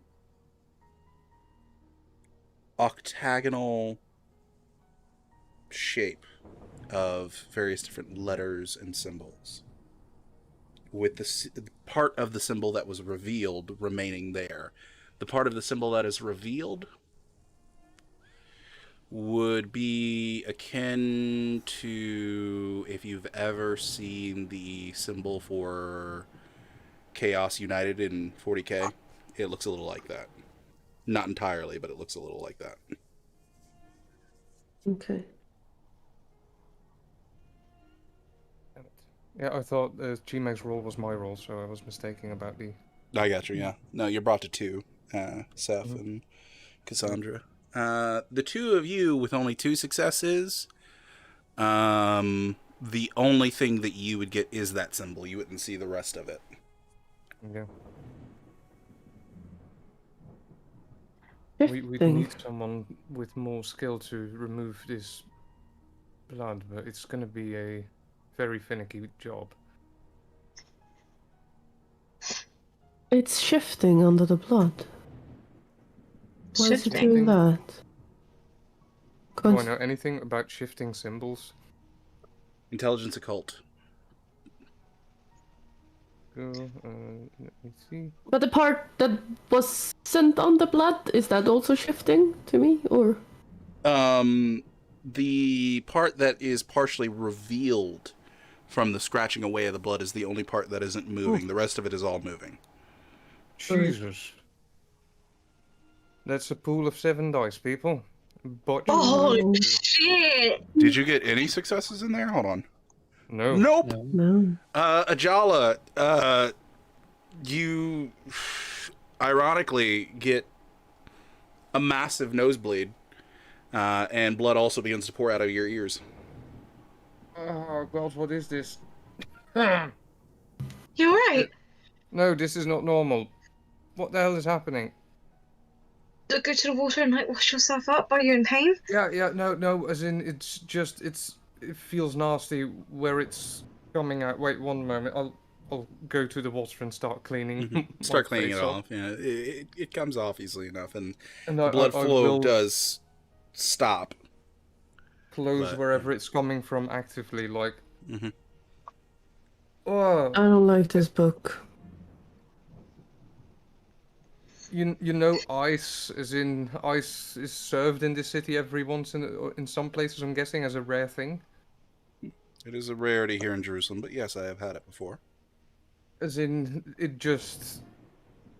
As if the pain in the head that happens after ice coming in too quickly. Ah.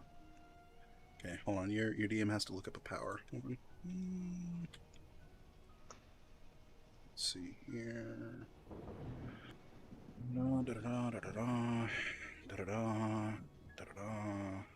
Oh, why would thinking cause that? Well, I'm a Jala, that's probably what.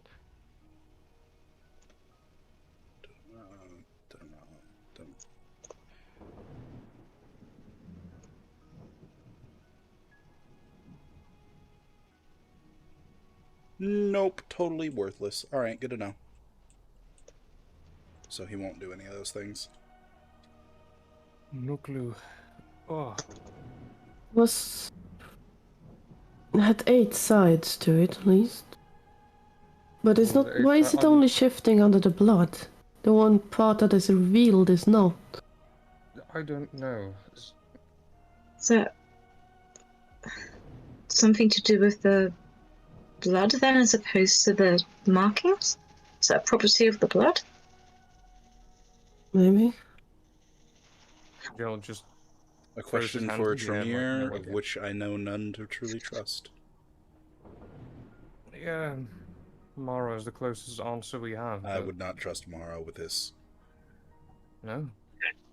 What about her sister? Cassandra. I don't know her well enough. And Mara seems to be favoring us-ish. So far, at least. She let us use her library in exchange for learning about our clans.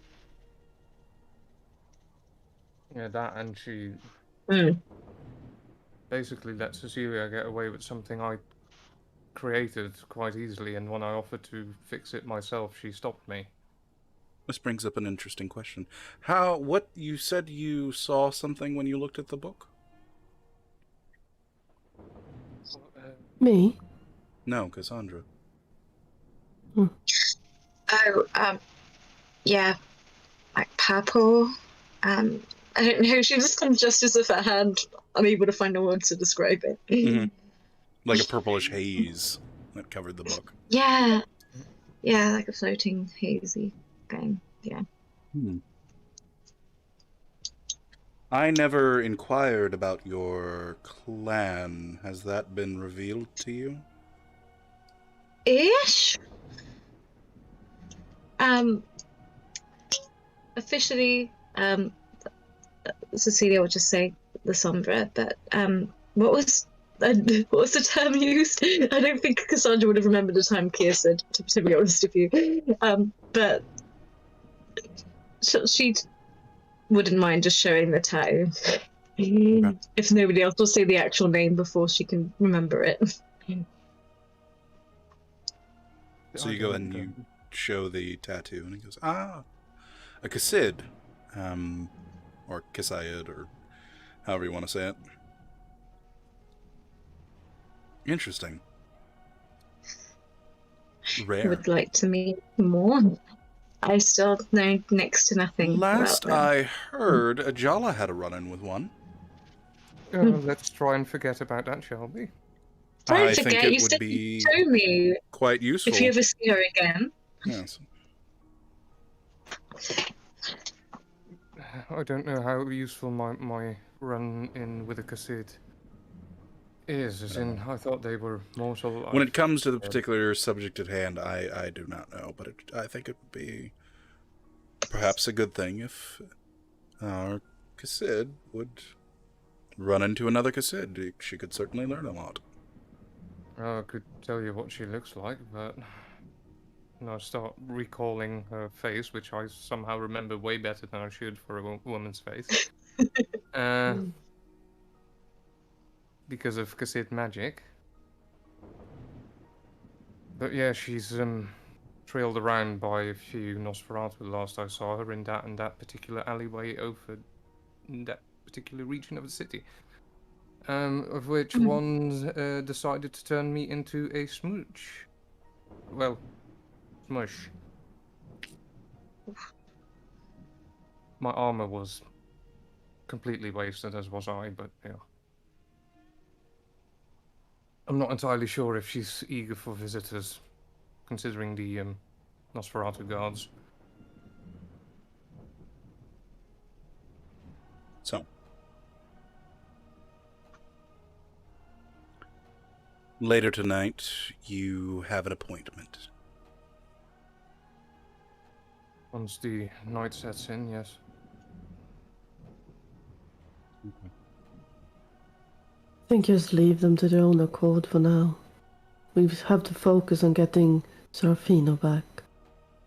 Or we just send a message that we need time and have to fix some of our own issues first. That will look into the disappearance, but not be in its way as it wanted. I don't know.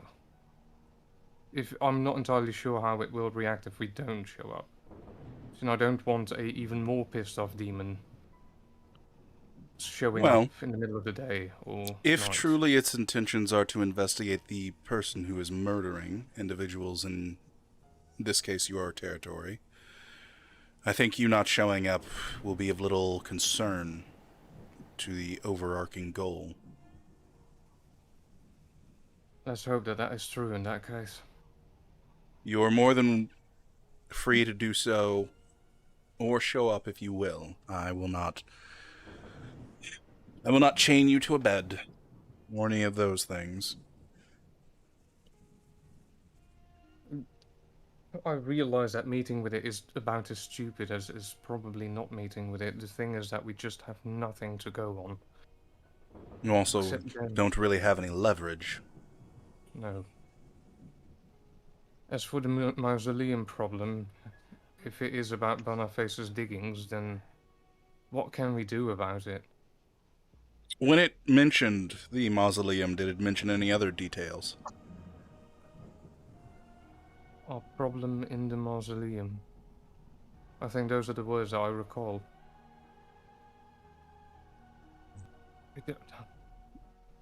Can I make a sort of intelligence check if I recall anything else? Because I don't think I do.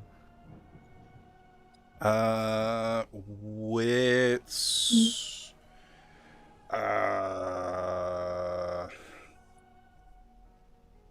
Wits investigation? I think what it said was, deal with our problem in the mausoleum. I don't know.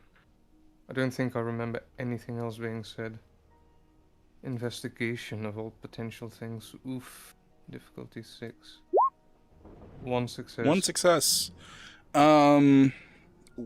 With one success, you vaguely recall Boniface's name was mentioned. I think it mentioned Boniface, but I don't know at what point. I don't remember at what point, as in I was panicking. Understandable.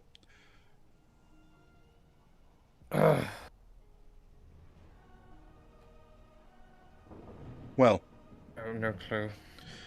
when it comes to what kind of demon it is, what kind of demons are there that Many. might fit the description of this one?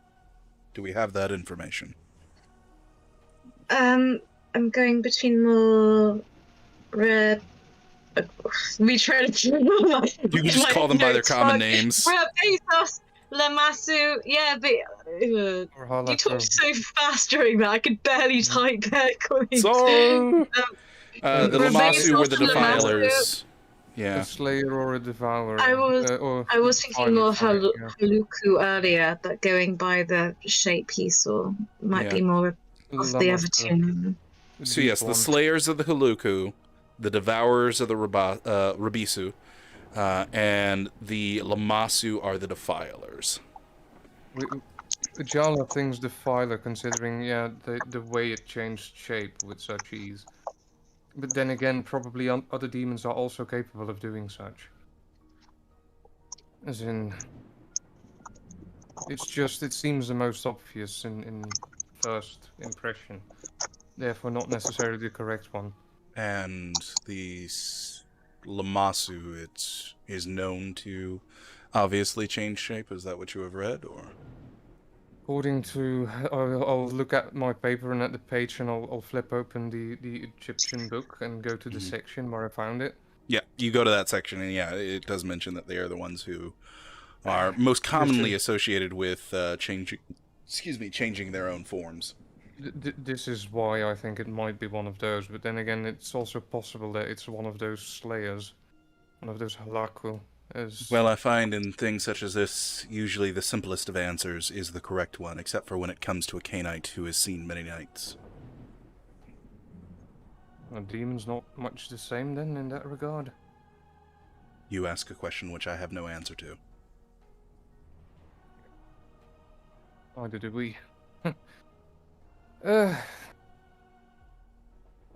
I don't know which problem to deal first with, and particularly now that Cecilia's gone, I really have no idea anymore. She's pissed at me. She thinks I betrayed her. What have you done to make her believe that you betrayed her? I didn't join in attacking the demon. Instead, I wanted to pull her off, but she ran before I could.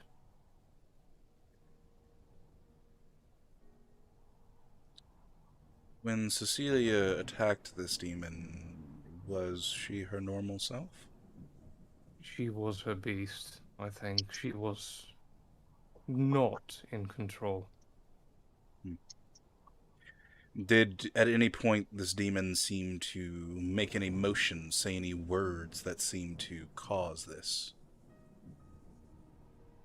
It mentioned that it was a demon, and it mentioned it was investigating the murder, and Cecilia was convinced the only thing she shouted at that point was lies and just attacked in a rage that I've not seen her in before. Like, never.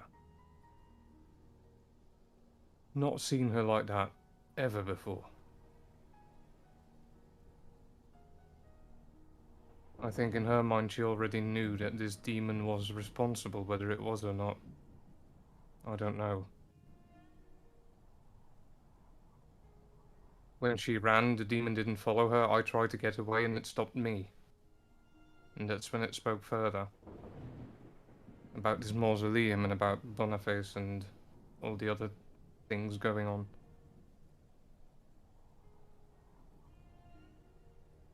In a way, I understand both of your responses. From what I've been told of your responses, one of you sought to destroy what you feared, the other sought to simply flee. Understandable reactions. Two paths of survival. Two extremes of survival. I feared it. And she lashed out. Probably in the same kind of fear, I don't know. Is there any mention of demons having such influence over individuals? Not that I've instantly found. Well, they're known to be manipulative and start pouring through the book again, but... Cassandra, you would, Yeah, I can't explain how hard it was to try and type when you were speaking that fast, so whatever it was that she got, I can't... My notes are not great at the moment. They're very shit. I tried. So yeah, They're Cassandra, bad, you would be able to like mention that they have The apocalyptic form, was that it? something Was this involving their apocalyptic form, yeah, that can cause that in mortals. Fight or flight immortals, but I'm not sure how that would work in regards to us, but...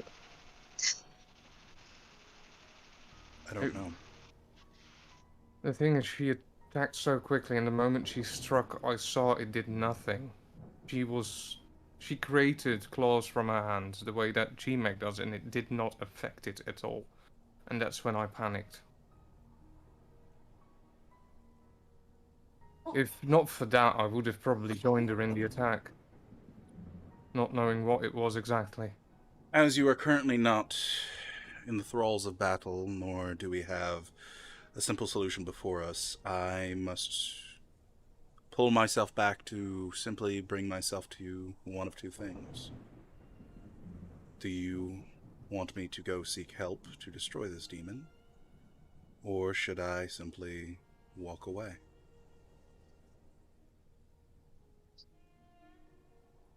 I think we should seek to destroy it. As in, whatever it is doing here, as in... What are the chances it's one of these penitent ones? That's why I want to go and speak to it, see if it's lying. Even if it is telling the truth about it not being the one responsible for the death, it attacked Cecilia. Cecilia struck out first. Wounded her greatly. Never seen her in such a state. I know, I've neither, but...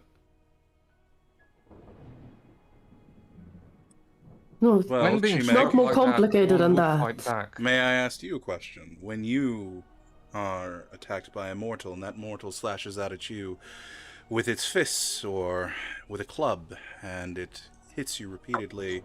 However, you simply ignore the damage, as we tend to sometimes do. Don't you think it would be an appropriate response to say, stop?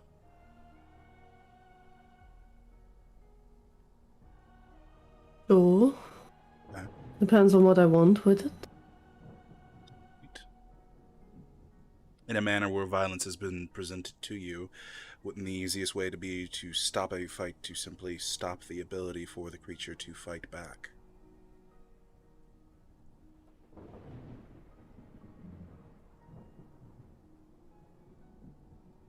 I know. Fine. Surprise it in its territory, and we struck out at it.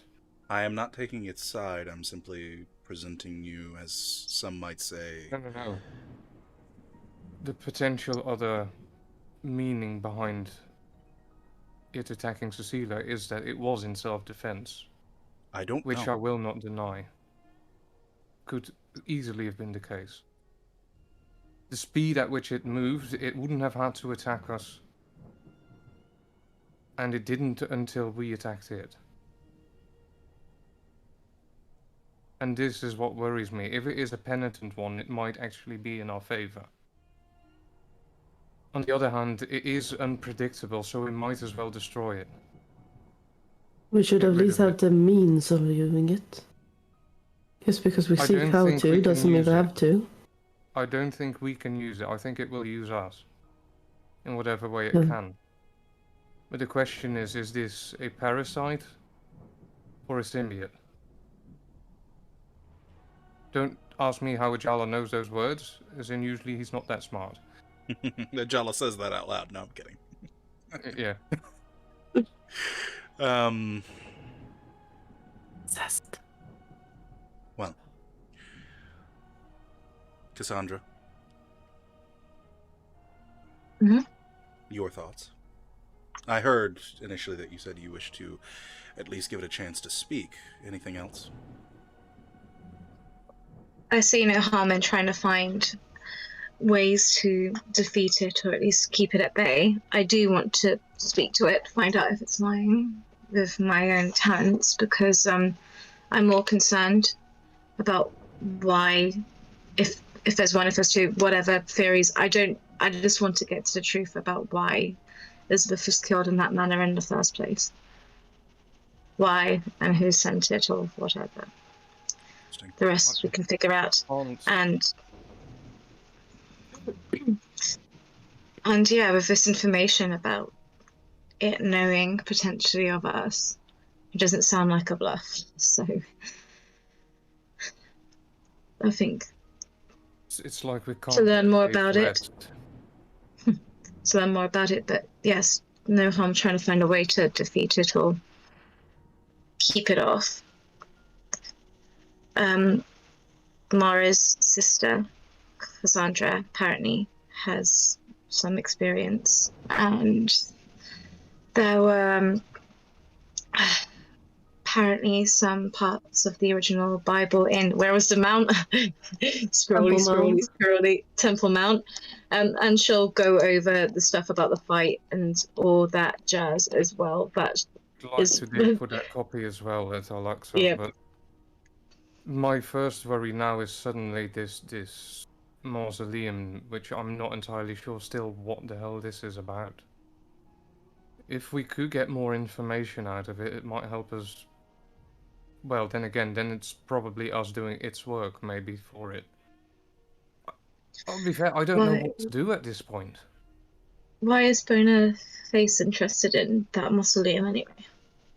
Because it's about... Is it unrelated or? It's about Children of the Cup. If it's that mausoleum that it was talking about.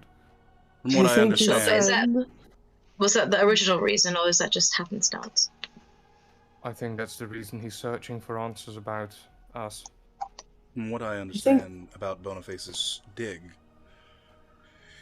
he believes that the mausoleum in question contains a number of ancilla and elders of extreme power, those who, almost 1,000 years ago, defeated an entire army outside of the walls of Jerusalem single-handedly in one night, leaving only those who were left by campfires alive.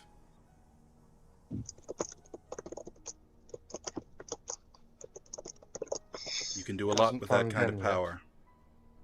As far as we know, at least. So Boniface's involvement in this is simple greed. The question is, why is the demon interested in it? Could we distract them? Make them think to dig elsewhere? Make them think that dig is fruitless? I wouldn't know how. That is... Have any of you been to the dig site and seen the mausoleum? Itself? No, we've been near it. At the camp, but not in it. Well, as I recall, Boniface is off fighting a war. If any time is good to check it out, it's now, but it's guarded by his Varangians. They will recognize us. Varangians. Is this the company of mercenaries led by the one known as Ragnarsson? Absolutely, yes. What is so special about these Varangians? Only that they're legendary warriors. Every Well, legend Wouldn't be has... anything. by reputation, at least. It is a reputation. Is that a reputation that you believe can defeat a child of the cup, let alone a Canaanite? No, but Oh, sure. Ragnar is Gould. As far as I'm aware, by Boniface. Good Think to we know. can't take a few ghouls? I think we can take them, that's not the issue, but if it leads back to us, it's just, again, more problems for us to deal with. Very much As so. in, we've been compiling problems and restlessness ever since we entered this city, and we've not had a decent day of rest. Don't think you can fly on in there, do you, Chimek? You would not be seen as easily in animal form. That much is true. There are It's many fine. local forms of wildlife that quite easily could slip into such a place. After all, just because I see a rat standing next to my foot does not mean that I immediately suspect that it is a Canaanite. I check his feet, by the way, or around his feet at that point. Chimek kind of looks over to the bat that you shot. And looks back. Poor Jeffrey or Jim. Jim was it? Yeah, Jim. Poor Jim.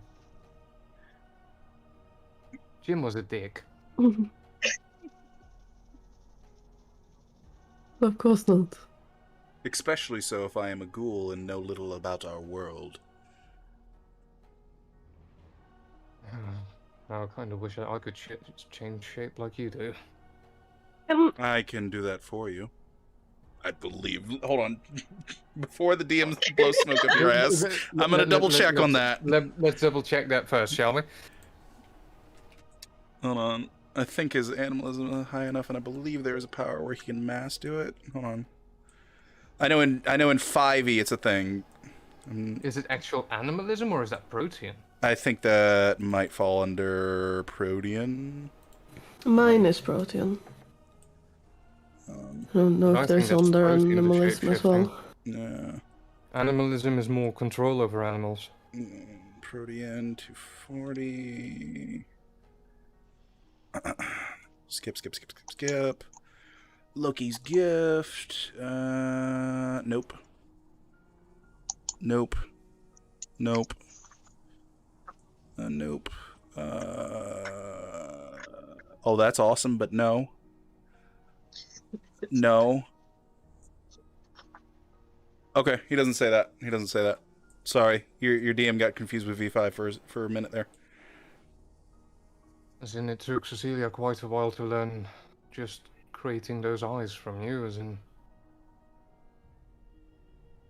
How long does it take? Sorry? Do I know? Can I take? I can just take those two forms, right? Or can I modify the form I take? What ability do you use to take that form? Shape of the Beast? Let me see, what's it called? Yeah, I think it's called that. Yeah, Shape of the Beast. Number 4, Okay. Protean. Yeah, that's 4 levels. That's far away. It says she finds a unique fight and flight form to take in keeping with the Mythology Association for the Damned in her region. Right. Normally, you only have one shape per form. One flight and one land form. But you can normally teach yourself to do more, but you probably don't have default choices of everything without training. Yeah, I would say it would take you. It would take you like Cecilia experimentation levels of sitting down with various different beasts throughout the wild and like literally doing full-on autopsies and studying the way that they move in the wild, the way that they communicate with others of their species, so on and so forth, before you were able to confidently take on those forms. At least until you get to the point where you're able to just turn into the last thing you fed on, which is an ability in there. My worry is the moment that we sneak into his dig, the way that information and apparently rumors about us are going, and I'll gesture at Cassandra, as in you've said that there's rumors aplenty about the coterie as is. As in, someone's gonna know the moment we sneak in, and it will get back to Bartholomew's ears. And then there will be the question of what were they doing there? What was their interest? Then spread rumors. Why are they getting paranoid about a bird going around in their dig? Sounds like that he's getting worried. Sounds like he's losing touch. No, I'm not Sounds worried like he's about. struggling with leadership. I'm not worried about the bird thing, as in I do think that that could work, particularly during this time, and I point at the sunlight coming in through the well. Like, they will never expect it to be one of us during the day. At least not yet. Do I know if I can take the form during the day? You've never tried. No. It is daytime now. Would you like to go ahead and spend 3 turns in a blood point? I'm gonna ask first. Well, I'm gonna say, I actually haven't tried if I can take the forms during the day. Do you know, Paterno? Yes, you can. It's more painful. You feel everything in its truest emotion. But, yes, you can. What's a possibility, then? You may scream. We can still do this at night as long as he's not nearby. And last I remember doing such a day, I did leave behind a trail of viscera. That doesn't sound great. Mm. We would need to make sure that she knows what to look for if she's going in as well. I'm pretty sure a bleeding golden eagle might raise a few eyebrows. Yeah, but I mean, if you're ever going in there, if it's night or day... No, you wouldn't be bleeding. I'm saying, depending on what shape you took, you could possibly leave behind lumps of flesh. Oh, you mean when I transformation of like the transform? entire time? Something like this. And he's going to spend a point of blood to shift. I don't want him to do the Wrath version, so he just does the normal one. And he begins to turn into a wolf, but you watch as his flesh begins to stretch and bend, bones begin to crack, and straight up copy pasta the scene from Hemlock Grove when the dude turns into a wolf. You get that scene. Does he start eating up his own body Yes. he just left? Alright. Okay, so there is a cleanup to keep Like in I mind. said, but copy once the pasta. transformation- the moment that the transformation is complete is not shedding any more skin or any more flesh. He has to. No, you don't see him shedding anymore. But there's like this very thin coating of blood across the floor, the fur, and of course the ground itself where he did transform. There's a patch of blood. Oh, look at She it doesn't look pretty, but it does look like you can actually go without leaving a trial, except for where you transform, which is probably here. I have to Yes, it check is. on. Can you do the thing where you look into their eyes multiple times? This way you can talk to all of you without having to transform again. Yeah, I remember. I think that. he has to make contact with each, but then it keeps or something like Okay, that. Right? great. Then he's going to go ahead and do that. I'm He not takes sure, time but- to stand in front of each of you and gaze into your eyes for a few moments before finally he begins to speak. As I said, the form is able to be taken. However, it is more Painful. painful. Your transformation isn't really that lacking of pain already, I believe, Chimeg. You sure No. this is not going to be way worse? I'm pretty okay with pain. Cecilia Now you would be sound like a proud. follower of Lilith. Well, I keep hearing about it, but I actually don't know anything about it. Perhaps you should sit down and have a discussion with Cecilia one day. Speaking of things we have during daytime, I feel a bodily function coming on. It's probably the intake of drinks and food of mortals. Yes, that does tend to happen. You should slow down in your intake. Give me a second, I'll be right back. The bloody stream is left behind. I'm assuming in the lake.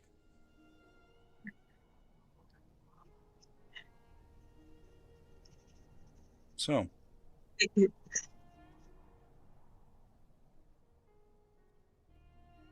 I will begin my search for a way to destroy this creature. I suggest one, if not all of you, decides to go to speak. You should do it in unison. At least in my opinion. Or, if you wish to have the other memories of your coterie remain... Well, no, it knows about all of you, doesn't it? Jala said it seemed like it. Is there I'll have to any wait for him to return ways in to order confirm. protect? Go ahead. Do you know of ways to protect ourselves so that he can't see our memories?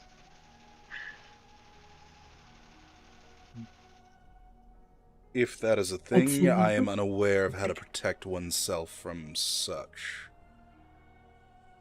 Is the draining of one's memories a thing that this creature can do? That's what she was assuming by how he was describing it. I just misinterpreted. That's fine. So then why does it matter if we're in unison or not? I think it Yes. more seemed like it was paying attention to us. I don't know.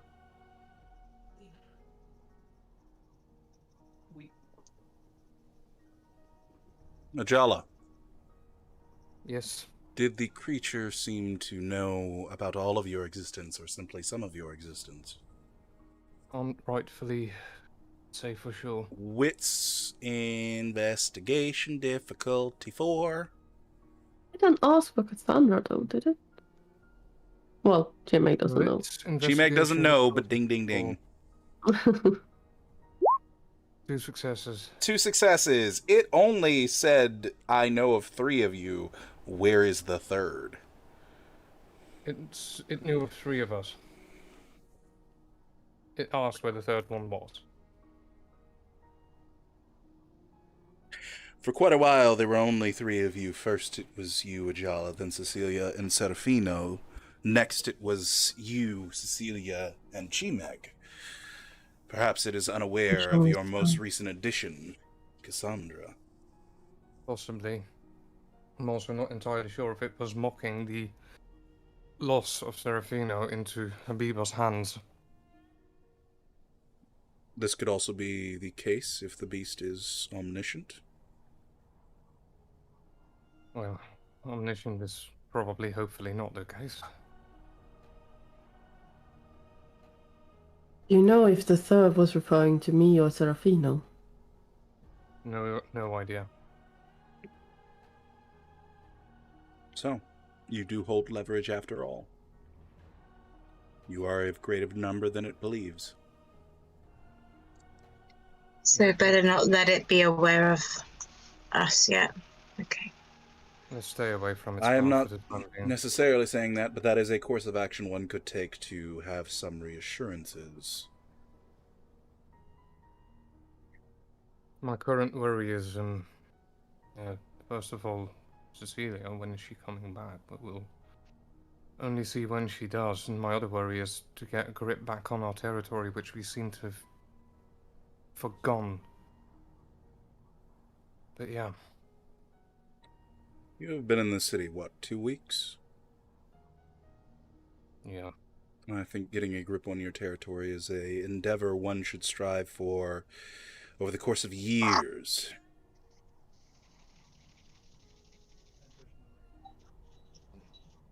We deal with the insults at our address? I don't know. Yeah, maybe. However, Do you know how long it took for me to establish the manor outside the city?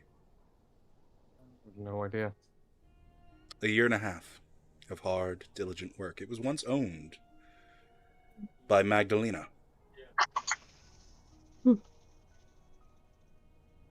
How did you attain it? A boon she owed here or there. Boons are very powerful, very useful things, both to owe them and also to be owed them.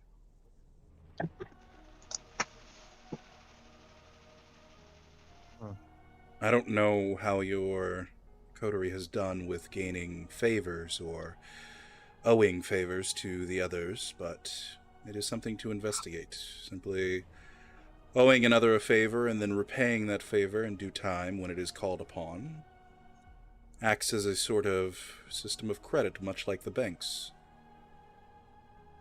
I mean, it's good to owe people boons.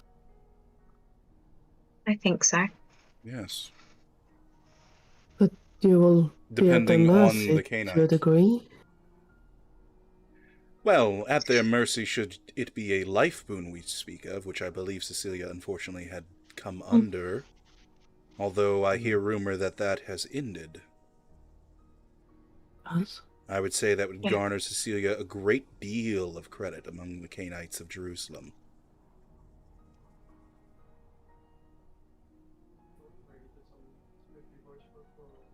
She has worked on a lot of things over the time. Does anyone owe the coterie a boon? At the moment, no.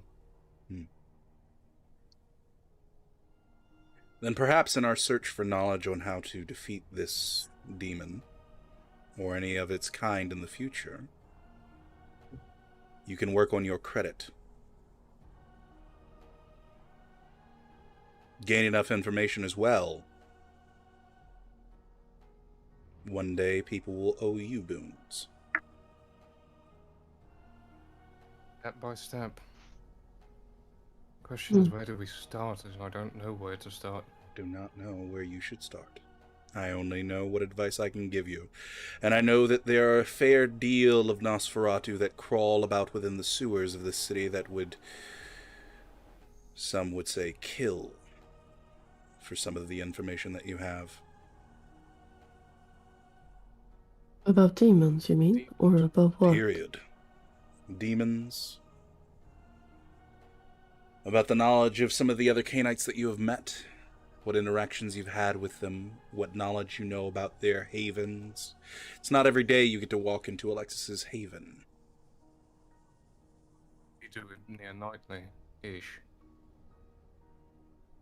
That's useful. You, Habiba, Gabriel, myself, and a few other sporadic Canaanites here and there have been there. Habiba is also a problem that I would like to deal with as soon as possible. Get the heart of Serafino back, see if we can somehow restore him. Would be our priority. But maybe then... Maybe someone knows how to find Abiba. And we can do a People might trade know. or even a boon. That could indeed be a start of boons. As in, either brother something or...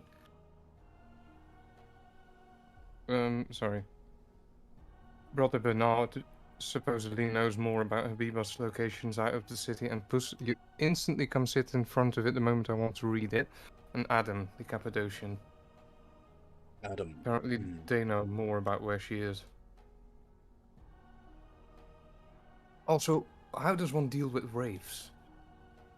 Speaking of problems that are lingering. You talk to a Cappadocian.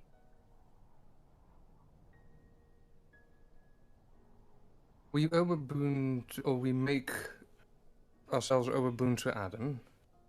Then we make him overboon to us, and we make him deal with the wraiths. That would indeed get rid of a potential problem. Sounds like you would need quite a bit of manipulation to do so, but with enough effort and time, one can achieve anything in this world.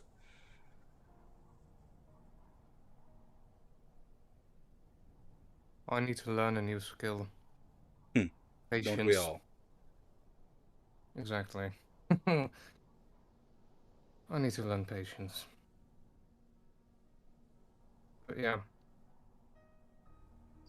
Perhaps it's a good idea to seek out this Adam. Cassandra, you show a good mind for these things, or at least you did in our travels. Generally, out of character, I don't have a fucking clue. This is all stuff that she hasn't got any contact next. She doesn't understand the stuff of wraiths. I don't know. I don't know what you want from me. But Do you in want to roll character. something? In character. Generally, Cassandra doesn't understand. Yeah, this is I know. all stuff that doesn't matter to her, or stuff she. I know. That's not exactly what he was talking about. No, he was. Hold on. You've shown in the past a very particular knack when it comes to dealing with mortals, and you certainly did help me on a few small things with my accounts here and there. Perhaps you can figure out how to, given enough time and enough introductions, how one could manipulate Adam. Should the opportunity arise, but this country seems to like to kill first, ask questions later, so not sure. What's this about wraiths, though? Why is that an issue? Wraiths we met on the way to the Dead Sea. Oh. They smelled daylight on us. They smelled the daylight on us. If any other Canaanite of the city goes to talk to them and asks them about us, they were rather quick to spill information to us, let alone to anyone else. It doesn't need to necessarily be specifically about us. Like, we just asked who else they dealt with. And then they spelt the names. Yeah. But if someone else wants information on us and they figure out we've seen these wraiths, it won't take them long to discover that we can walk in the daylight, or at least smell like daylight, whatever that means. Which could be a problem, which I would prefer to avoid. Besides the entire thing with Boniface and his dig. All of this is way too serious for me. I'm not liking it. Wouldn't you prefer to make the wraiths potential allies, as opposed to... That would be preferable. The question is, what is the cost gonna be? Something to deliberate, something to discuss, and something to find out with enough time. As you said, Ajala. You need to learn a new skill. Patience. Then again, it feels like these problems follow us on our ankles, biting at it, trying to get us. One often sees a nail everywhere they go when they simply treat every issue as a hammer. That is perhaps true. I am pretty much a hammer, am I not? Do what you can among our allies. I'll try. That is a fun word, allies. As far as I am aware, you have very little in the city. Unless I am wrong. I wouldn't... Do you make a Jada? Come on, tell me who our allies are. I would think but it's probably not. It's a good question if are they actually allies? I think Alexis seems to be favoring us, as seems Mara. But does that make them allies? I don't know. I'm quite sure Habiba no longer is due to the war. If anything, I think she's also one of the first problems besides her taking Serafino to take care of.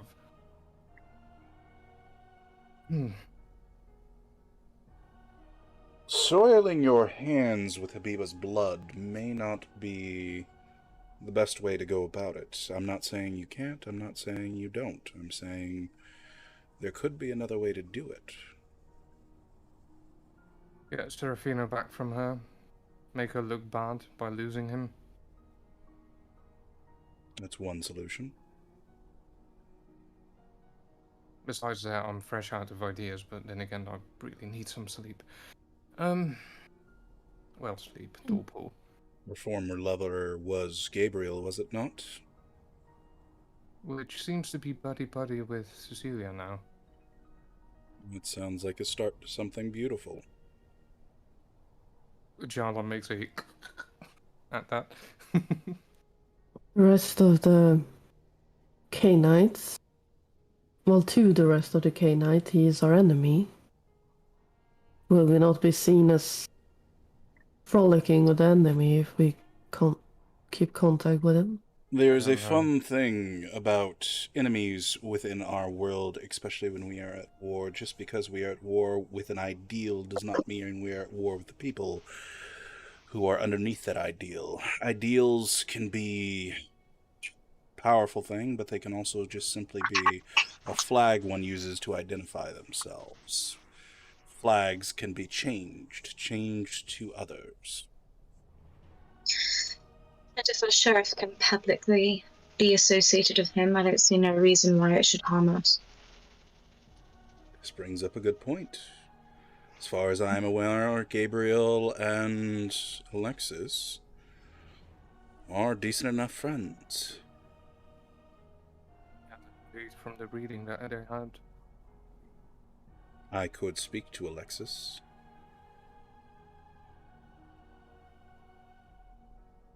See what he could give you on Gabriel. I could perhaps earn you more time. Time to discuss, time to change minds, time to shift ideals. A changing of the flags. Now the thing in my mind, but I had a complete brain fart, which I'm now really, really annoyed by. We don't know how much time Serafino has. No, we don't. Doing one little thing to upset Habiba and she might take it out on him. If she wanted him dead, she'd have done it already. She's using him for a reason. Yes, but the moment she believes that she can get nothing from keeping him, he will be dead. We've left a message at one of her dead drops asking what she wants. We will check in the coming nights what she replies. When was the last Do we time know you if checked she- this dead drop?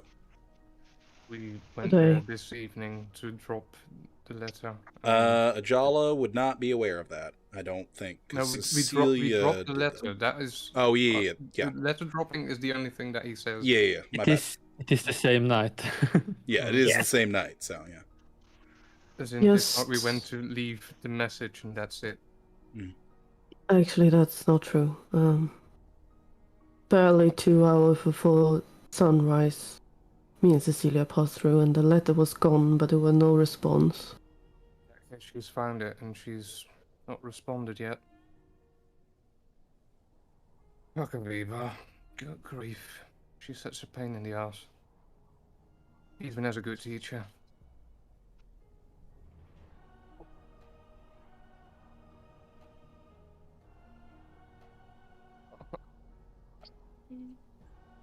Huh.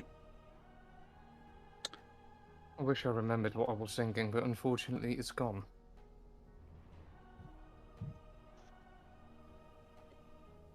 Either way, I think it's time that I return to my manor. I will be here for the next 4 weeks.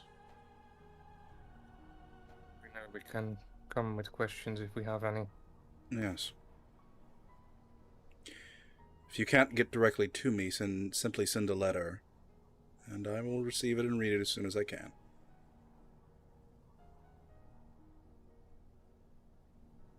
I was thinking of not staying in this place, but at the Painted Lady. Do you think that would be safe? He looks around.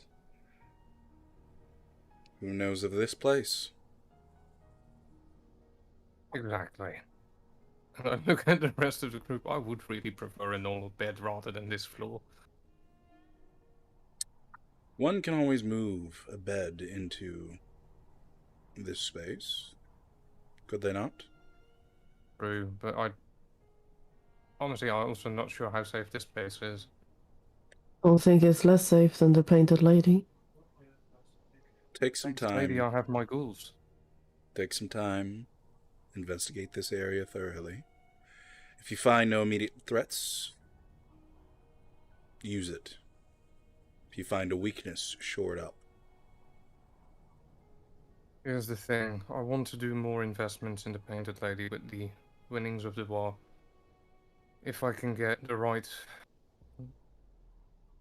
Getting people to dig out bigger beneath it. It's not going to be a task that is easily concealed. But there should be a way. We might be able to connect that place to here.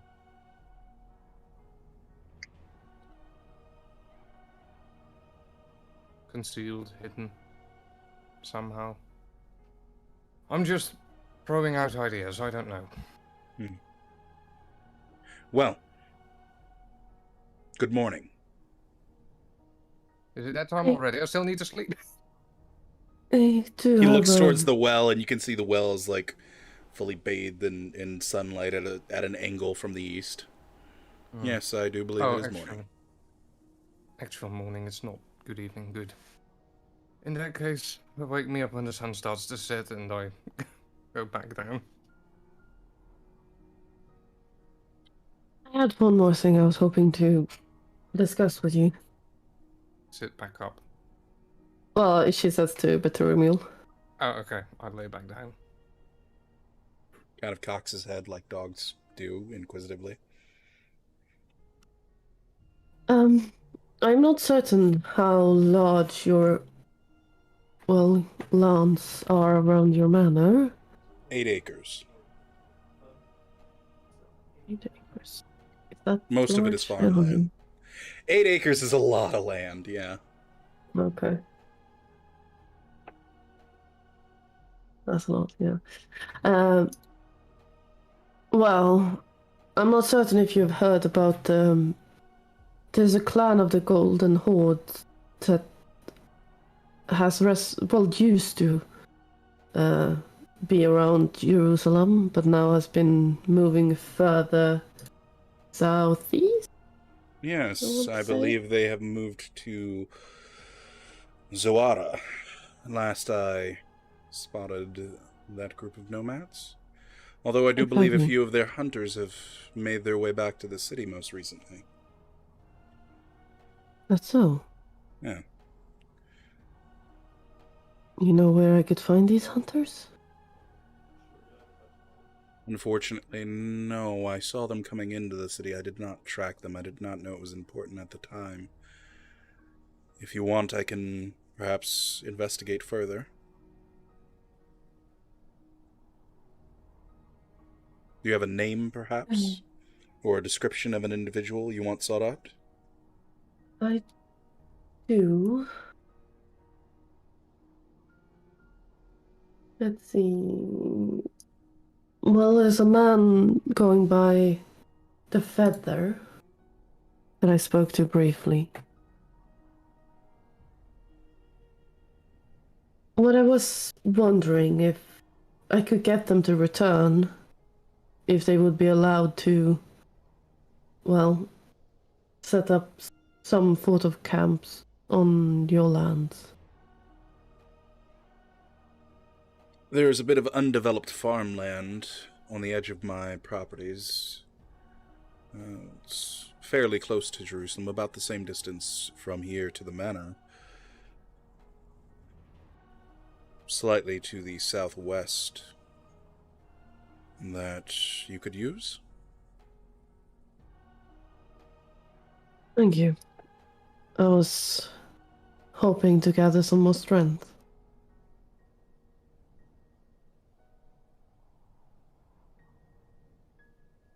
I was considering to try to travel all the way there, but if there are some of them here in Jerusalem, or near at least.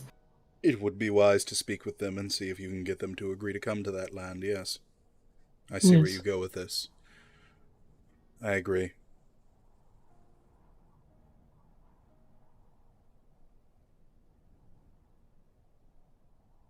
Well, if I have your permission, then I will try to seek them out. Then my blessing is given. Thank you.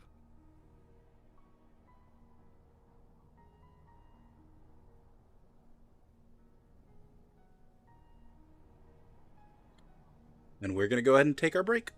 And we will come back with the wrap up of this conversation and then joining Cecilia on the road to Lilith. BRB, folks. Lilith herself.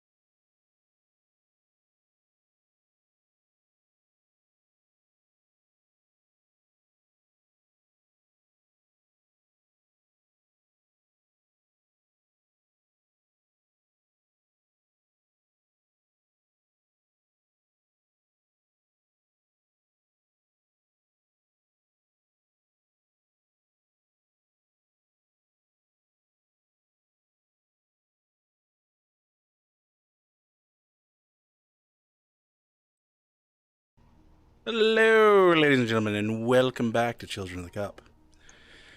All right, so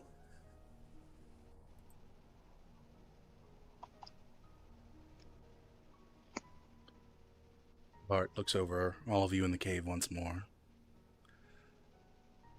before making his way towards the ladder, realizing he is not in human form.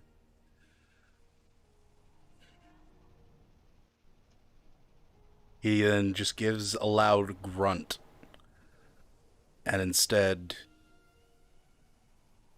lays down at the foot of the ladder.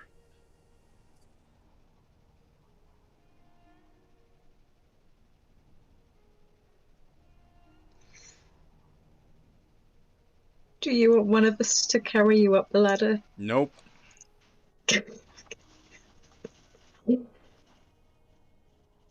That response, wow. Nope. With that,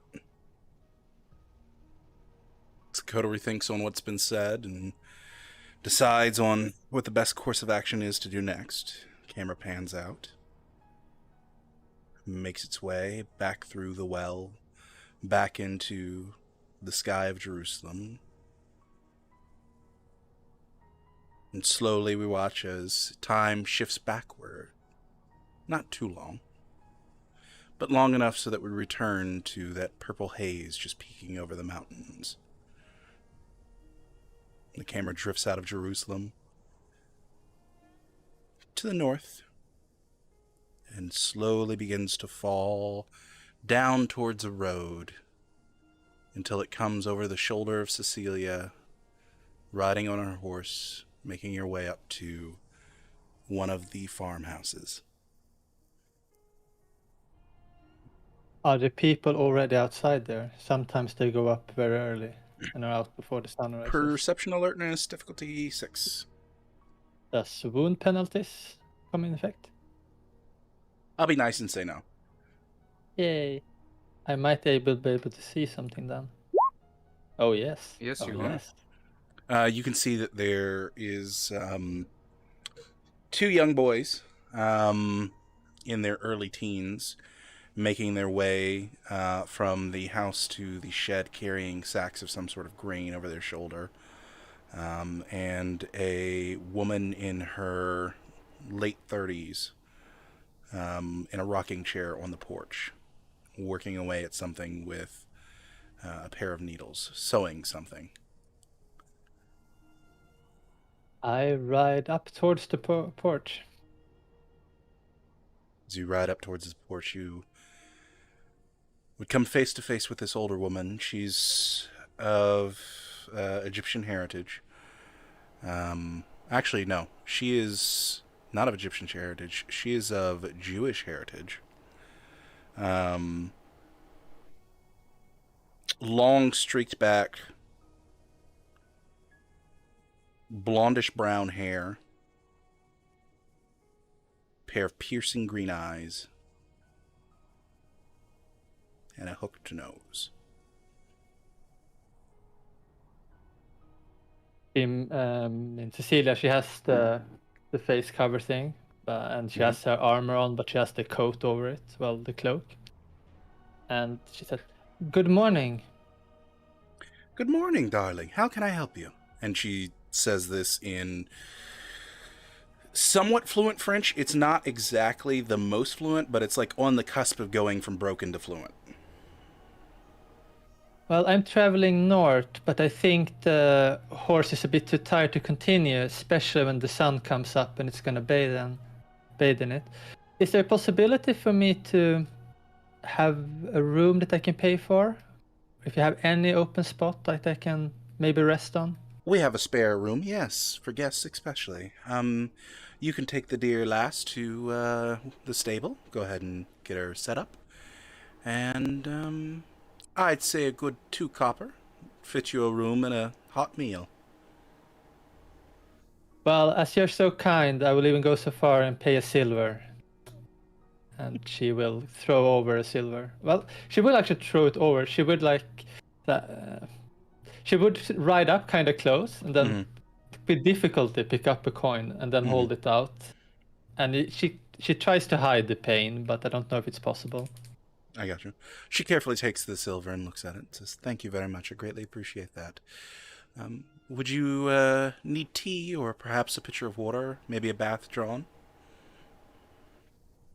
No, it will be fine if I can get the horse watered and some feed for it. Absolutely doable. I'll go ahead and get the boys. And she goes ahead and stretches a little bit, stands up, puts down what she was working on, and makes her way towards the field, calls out for the two boys who quickly run over. And she motions towards your horse and they make their way over. Smiles on their faces. "We'll take care of the horse for you." Right. I dismount on the opposite side, so it's a bit more hidden that I do it with difficulty. Mhm. And then I give over the reins.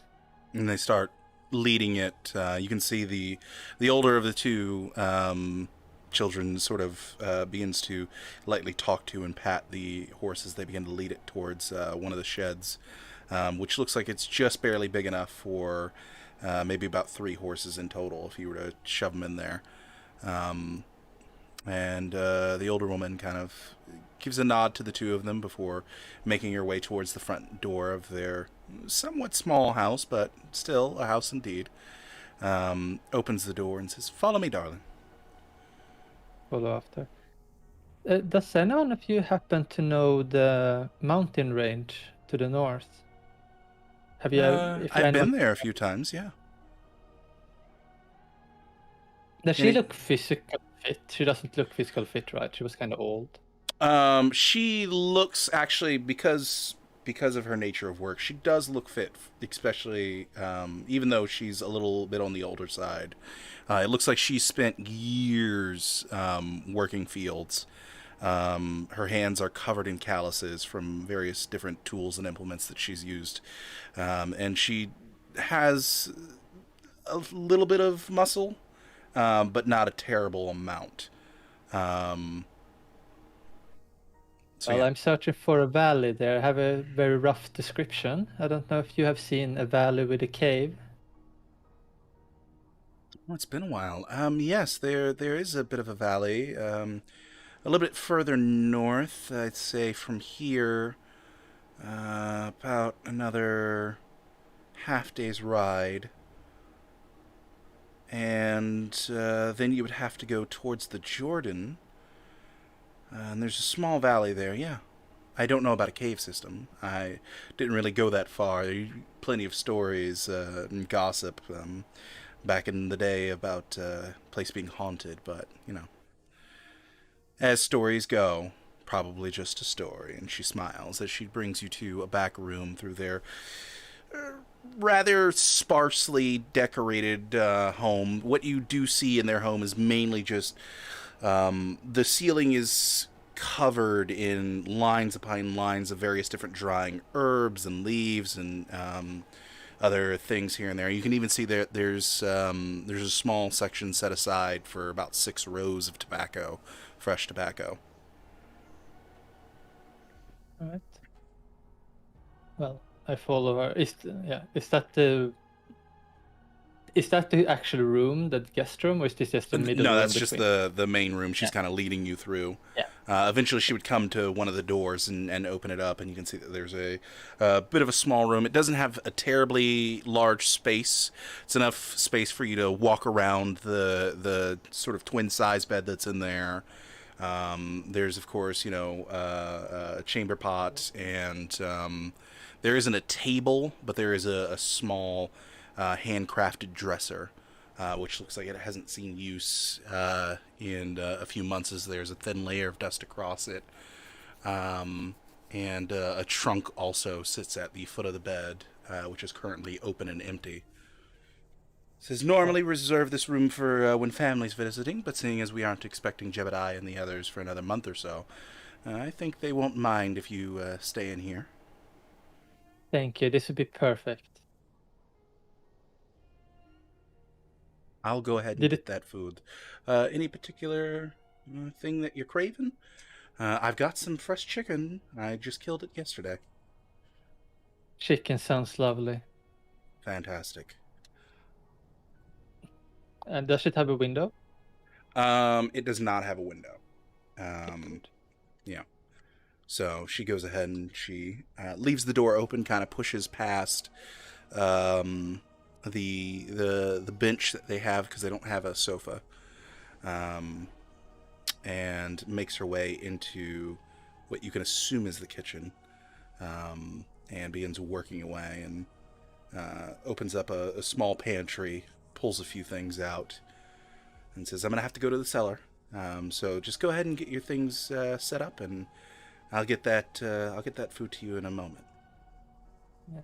I start to, remove my armor and cloak and put my weapons and stuff like that. In the painful process of getting armor off when your arms are barely working. Mm-hmm. Couple minutes pass in relative silence as you do the infamous shimmy shake of getting the armor off.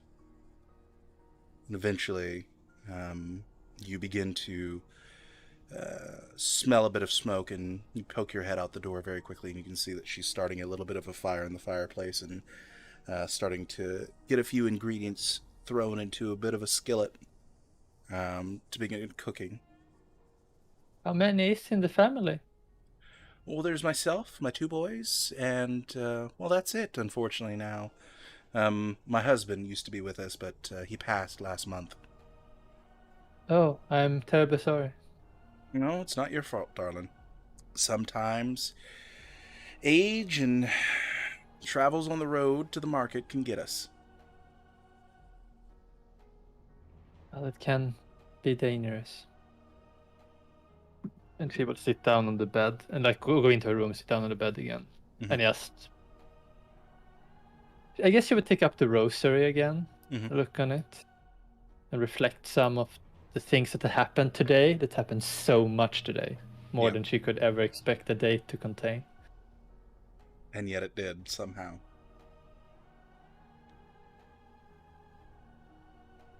From werewolf rituals to actual being actually fighting with a demon. And living. And living, in both those cases. Time passes as you reflect on the events, and eventually a plate of food is brought to you, nice, piping hot. And if you actually taste it, pretty darn delicious. It's simple, but it's good. Oh, my compliments. This is a wonderful meal, she says, if the woman has even left the room. She's outside the door cleaning up what the mess that she did make cooking, and she says, "Well, I appreciate the compliment, darling." And she goes about doing some of her daily tasks indoors, leaving you with time to yourself. And the last thing that she would do is bring in a fresh bucket of water with a mug, so that you have access to that. Yeah. After that, I would. She says, "I'll go ahead and let you get some rest. I'm sure it's been a bit of travel on the road, and I know that can be hard. If you need anything, just yell." I will. Thank you. Yep. She goes ahead and closes the door. Yeah, I would basically go to bed, and my intention is to sleep at least so I get the worst of the pain in the arms away. But she is not reluctant to go up earlier than the sun has set, if she's able to wake up. Well, as sleep comes to you, eventually you find yourself, your younger self, standing on the docks once more. An old man walks alongside you, your mother to your right, and other individuals that you can't quite clearly make out behind you. As you walk, your mother talks to the old man. You, for some reason, stay silent during this conversation. But he asks simple questions. What's her name? Cecilia of Montfort. How old is she? Well, she just turned 18. What's her favorite color? And that time you chime up. You say purple. but in your heart you know it's blue.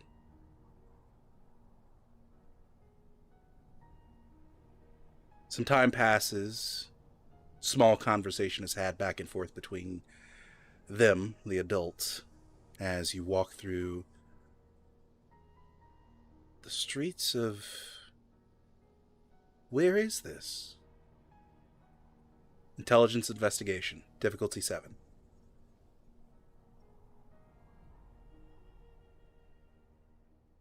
Difficulty 7. Oh, wound penalties. I will just roll 2 more dice. Yeah, go ahead. They will take Okay. out each other, so... Yeah, they will. All right. All right, so you're looking around. European-style homes dot the landscape around you, and unfortunately you're not exactly able to pinpoint, but it's definitely somewhere in the Mediterranean. As your eyes dart from one home to another in the docks district, you make your way down a few streets, pass a few vendors, smell the smell of fresh cinnamon, chicken, and also glazed duck, funnily enough. Eventually, you start making your way towards a cart. You and everyone else seems to pile in, and the cart begins to take you out of the city, into the rural areas, and eventually towards the hills. Out towards the hills, you can spot a bit of a well-kept, but you know very well, slowly decaying castle. You're not sure which one.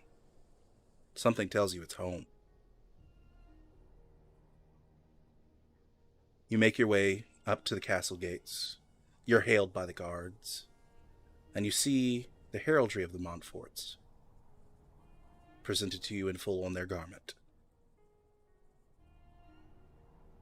Everyone disembarks. You make your way inside. You're brought into the various different rooms, and eventually you make your way to the dining hall.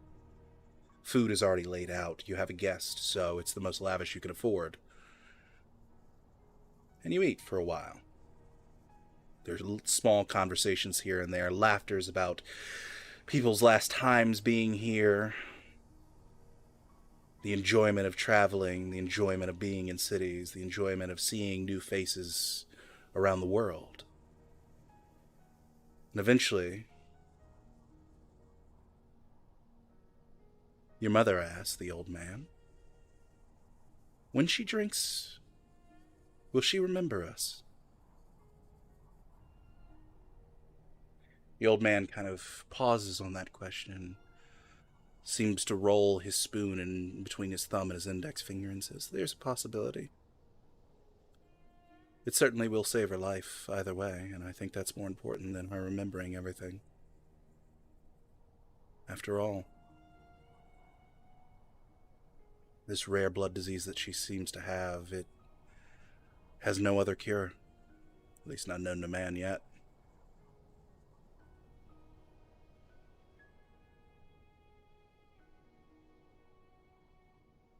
A part of you sinks emotionally when you hear that. Part of you knows you're going to die soon. You've only been on this earth for 18 years. You met a lovely boy in France. He's kind of cute. And he says kind things in the letters he writes you. You wish you could see him one more time. What was his name? Wits investigation.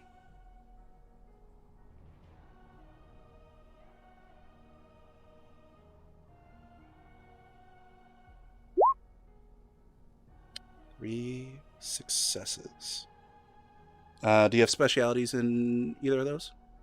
No.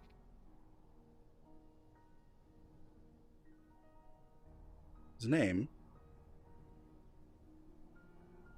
was Ferdinand Navarra. He wasn't actually from France. He was actually a member of the Navarran royalty from northern Iberia. You remember he was rather tall for his age. He was 16 while you were 17 when you met him. He was a cute 5'8", long flowing dark black hair, wonderful brown eyes. And he had that swagger, that way that he walked. Made him feel like the most interesting person in the world. You wish you could see him again. You wish you could remember him after you take this drink, whatever this drink might be. Hasn't been explained to you. You don't know how it works. You don't even know how these people were contacted.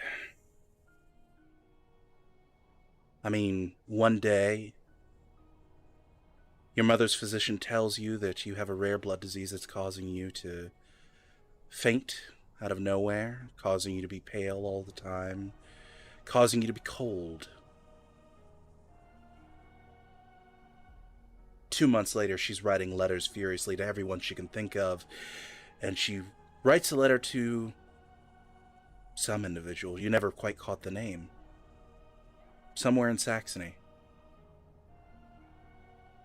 She was happy when she wrote that letter. Excited even. And now here you are a few months later. Not too long after your 18th birthday. And this old man, with the key to everything, sitting on the other side of the goddamn dinner table.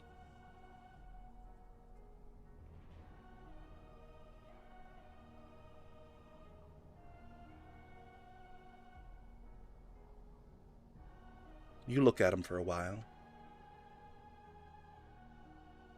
You study his shock white hair.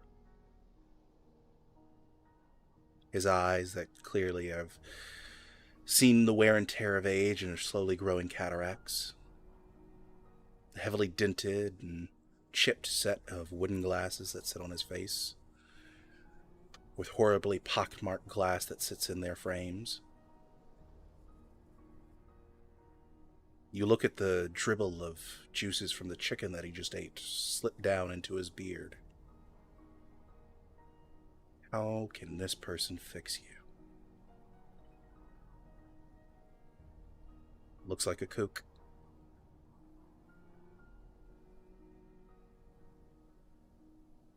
Some Wiccan that your mother wrote to, who just popped up. Charlatan. There's no way he could fix you.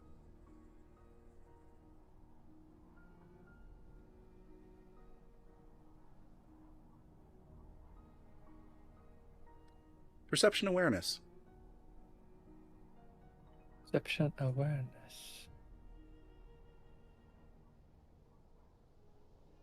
Probably not all specs. No. Two Still successes.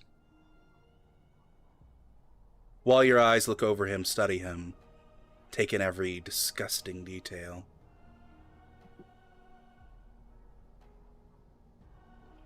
You take in a bit of the warmth from the fireplace, and your eyes flicker over in that direction. And in the shadows that the fireplace creates, you swear for the briefest of moments you see a figure standing there. And then it's gone. But you could swear you remember it. A man, tall, somewhere around 6'1". He had greasy black hair, slicked back.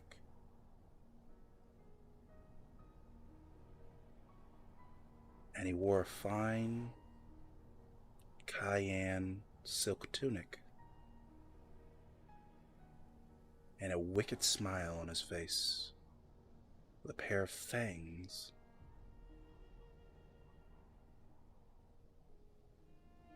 Must have just been your imagination. He's clearly not standing there now. Oh, what was that? It's time. Time for what? What did I miss? The dream ends.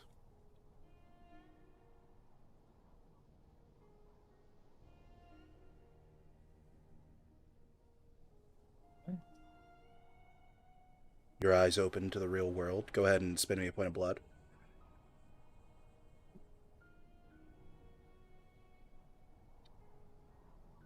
And I And you pre-spent the healing. Yep. So point of willpower and also 5 points of blood for that. Yeah. And as your eyes open, you look at the thatched rooftop that sits over your bed. You kind of notice that there's a little bit of a scribble in one corner of the room as your eyes look around. Looks like a height mark from one of the kids.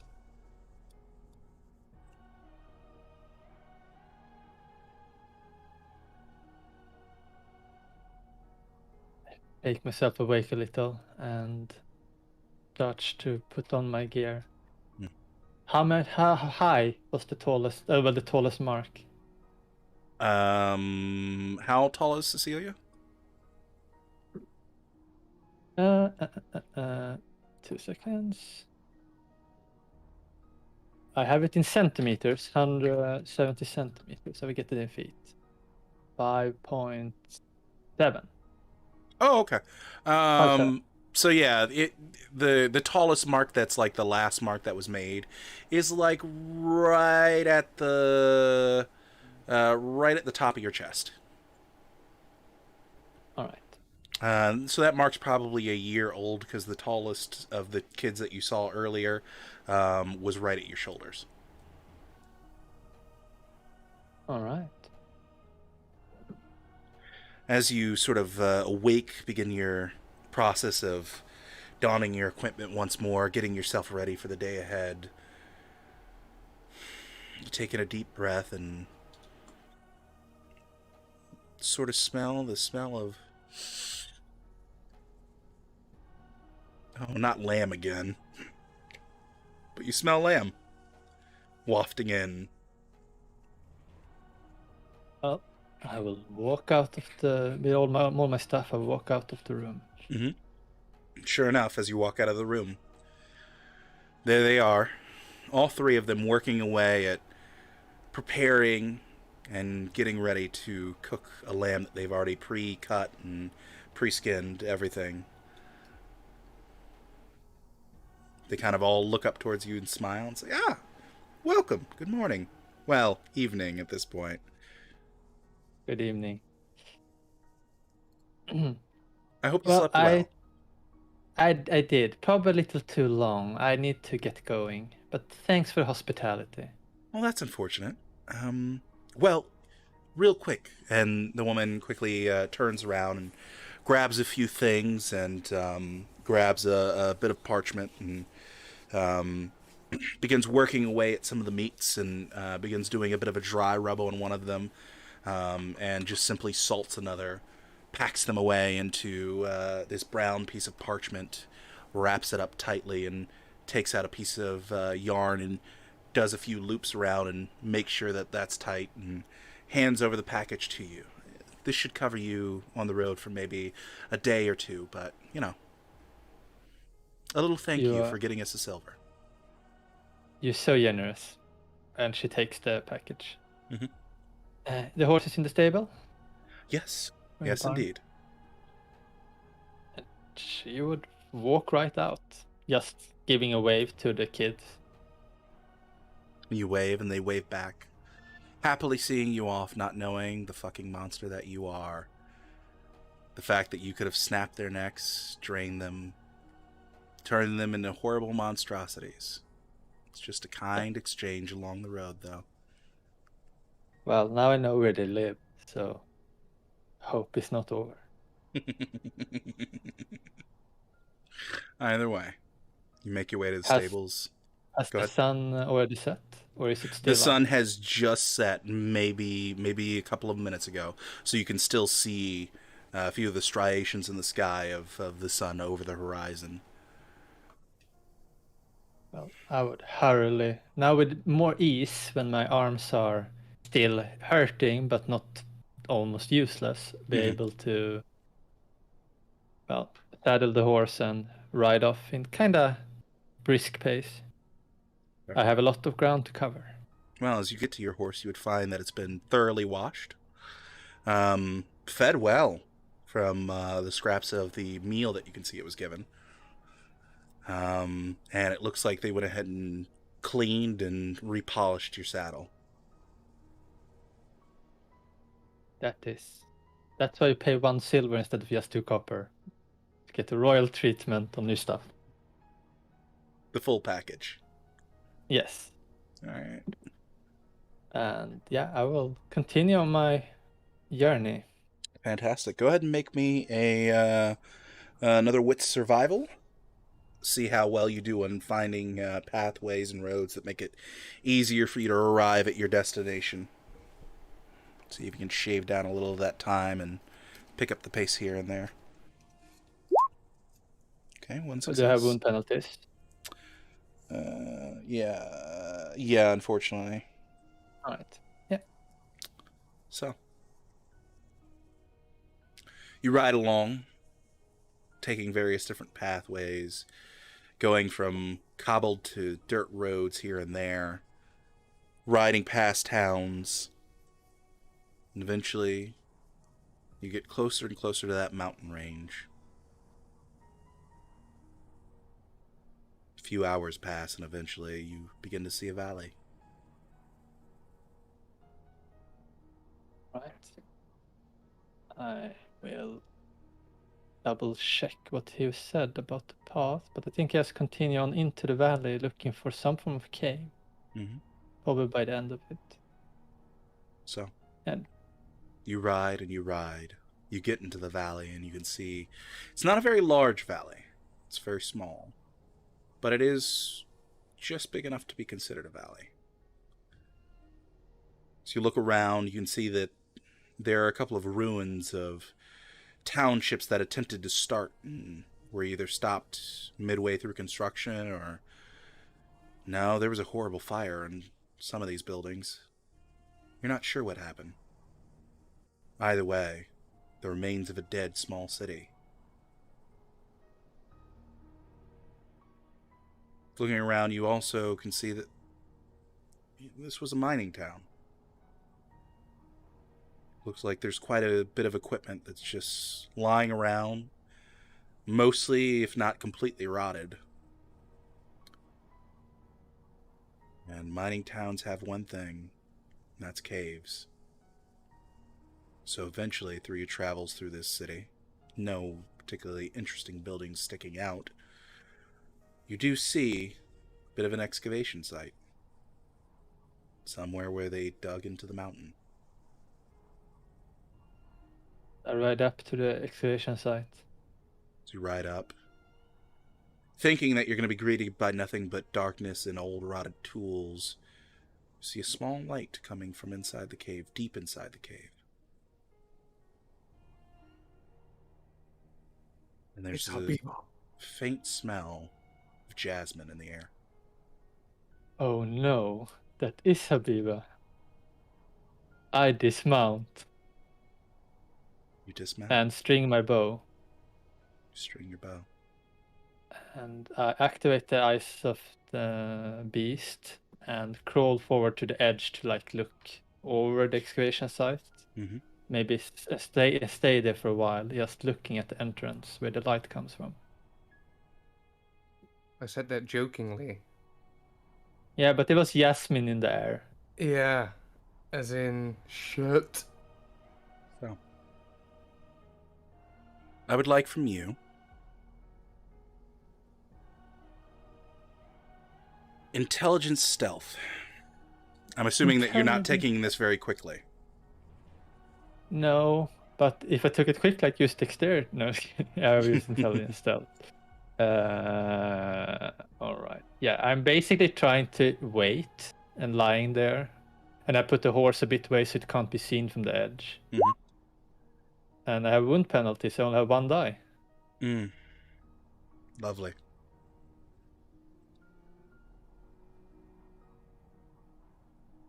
So...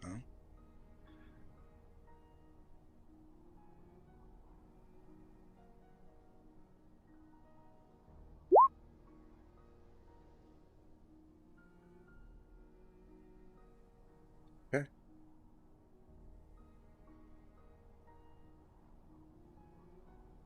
Gracefully, as best you can, get into a hiding spot and you begin to wait.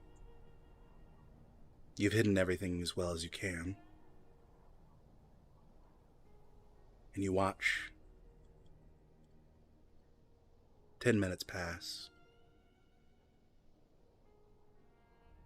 And you hear... Well, 1 second.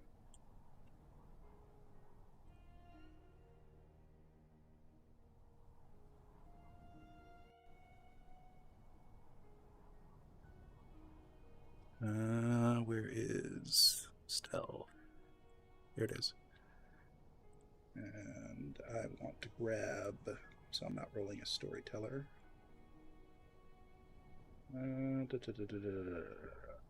Oh, why are there so many character sheets? There it is. Okay. Perception alertness. Can I spend the willpower? Yes. Do I have wound penalties on this?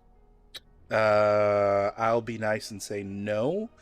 You're looking to beat 3 successes with a speciality there.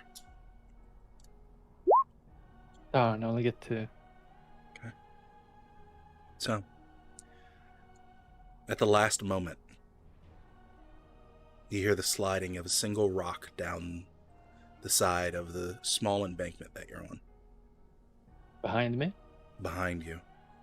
And you feel cold steel embrace the back of your neck. I came here to talk.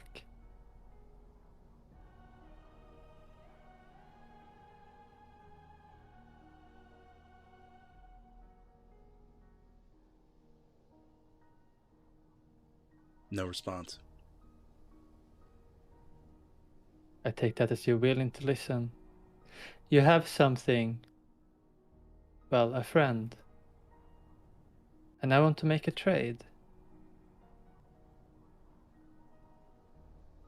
Is that something that would interest you?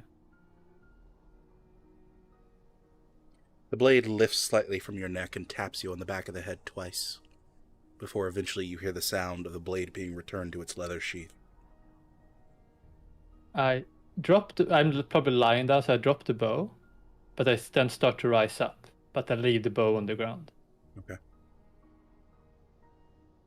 And I will turn around. You turn around. And as you do, you find yourself face to face with a nude Habiba.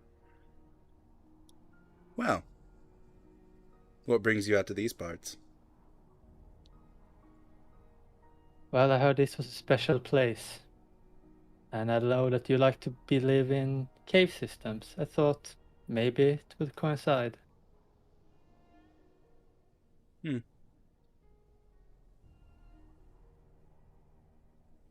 Why did you do it? The Serafino? What had he done to you? Oh, that? If I'm honest, it's leverage. I don't know what for, though. I don't know exactly what I want to do with it yet.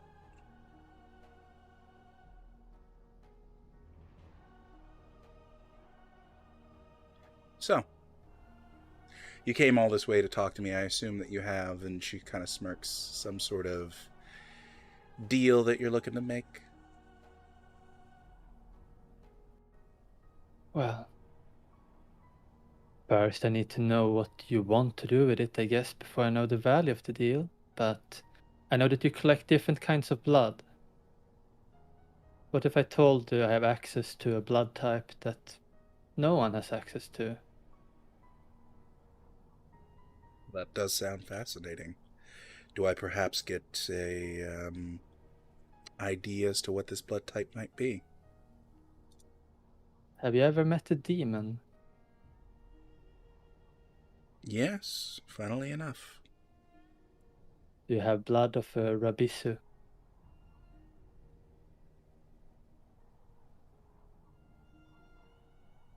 Not of that kind, no.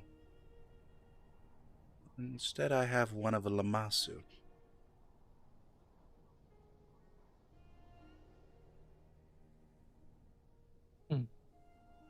I had hoped that you didn't have access to demon blood, but Oh, my I deal wouldn't is normally.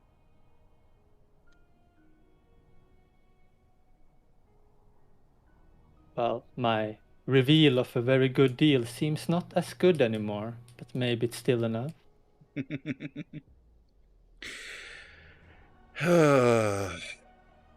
As much as I'd like to say yes, unfortunately, darling, I'm going to have to say no. It cost me a lot to get that small little vial of what I do have. Far more than I'm willing to pay again.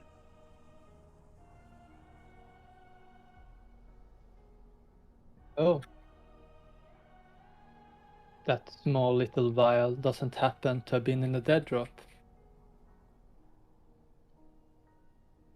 Then I assume it was you who took it, and not the person who was supposed to receive it. Who knows? I don't want to play this game. I don't even want this war. Then let's not play this game. I just want Serafino back. What would it cost? Do you want us to leave the city? I need you to leave the city. I need you to swear allegiance to Allah. No more Christians in your future.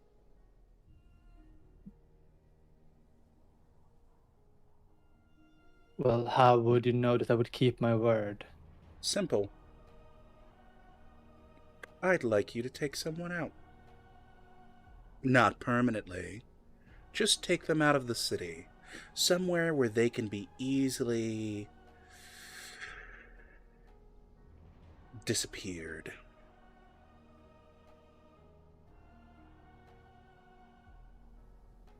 Who? Oh, I think we all know the answer to that. I want Boniface. And if I can't have him, I guess I could settle for Restucci.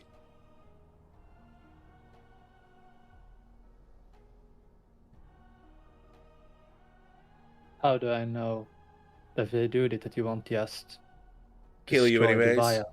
Oh. As Oh, I he's not a understand, you made vial. it- He's a... Come here. And she starts walking down and begins making her way into the cave. I follow her. Mhm. And she's naked. Where did she put the dagger? She has a belt on her. That's about it. But she has no armor. No.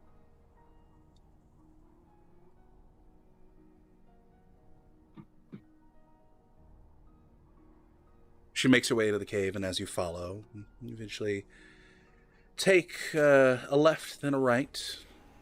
Eventually you come to a small shrine, small bed. Next to the shrine, next to a few books piled on top, is a crystal decanter in the perfect shape of a heart, a real heart. And inside swirls a light gray mist. And if you look at it very closely, you could swear you can see the screaming face of Serafino. I am not so versed in your blood magic. How does one restore one? Well, the best way I find that you want to do it is make another one of us, then force it to feed on it. Wouldn't they 9 times consume? out of 10, the person's soul inside the decanter wins as long as you do it right.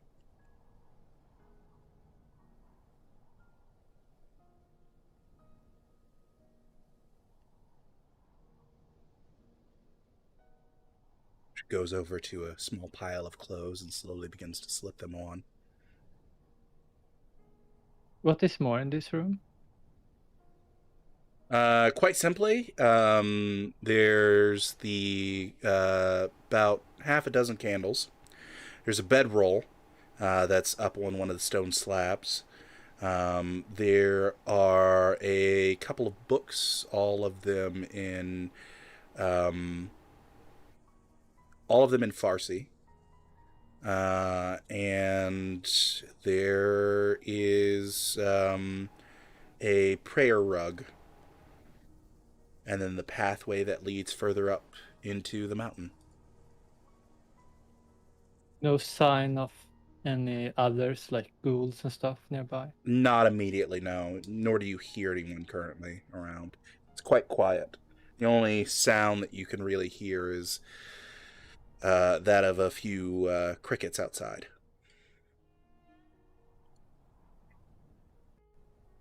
Well, I think this might be where Cecilia dies. She will slash towards. While she's mid putting on her pants, she will suddenly leap forward and reflexively turn into a monster as claws and horns start to grow from her. Her whole face starts to open up and become larger. The fangs become large as knives. And she barely fits in the cave as it tries to grab onto her and rip her apart. As Cecilia looks nowhere close to Cecilia when this happens. Fantastic. And looking at the time, unfortunately, I think that's where we are going to call it for this week, as the ultimate battle for survival takes place next time on Children of the Cup. Yay! All right, folks, thank you all so much for being here. We greatly appreciate each and every one of you, and we will see you guys next time. Adios. Bye. Bye. Ah.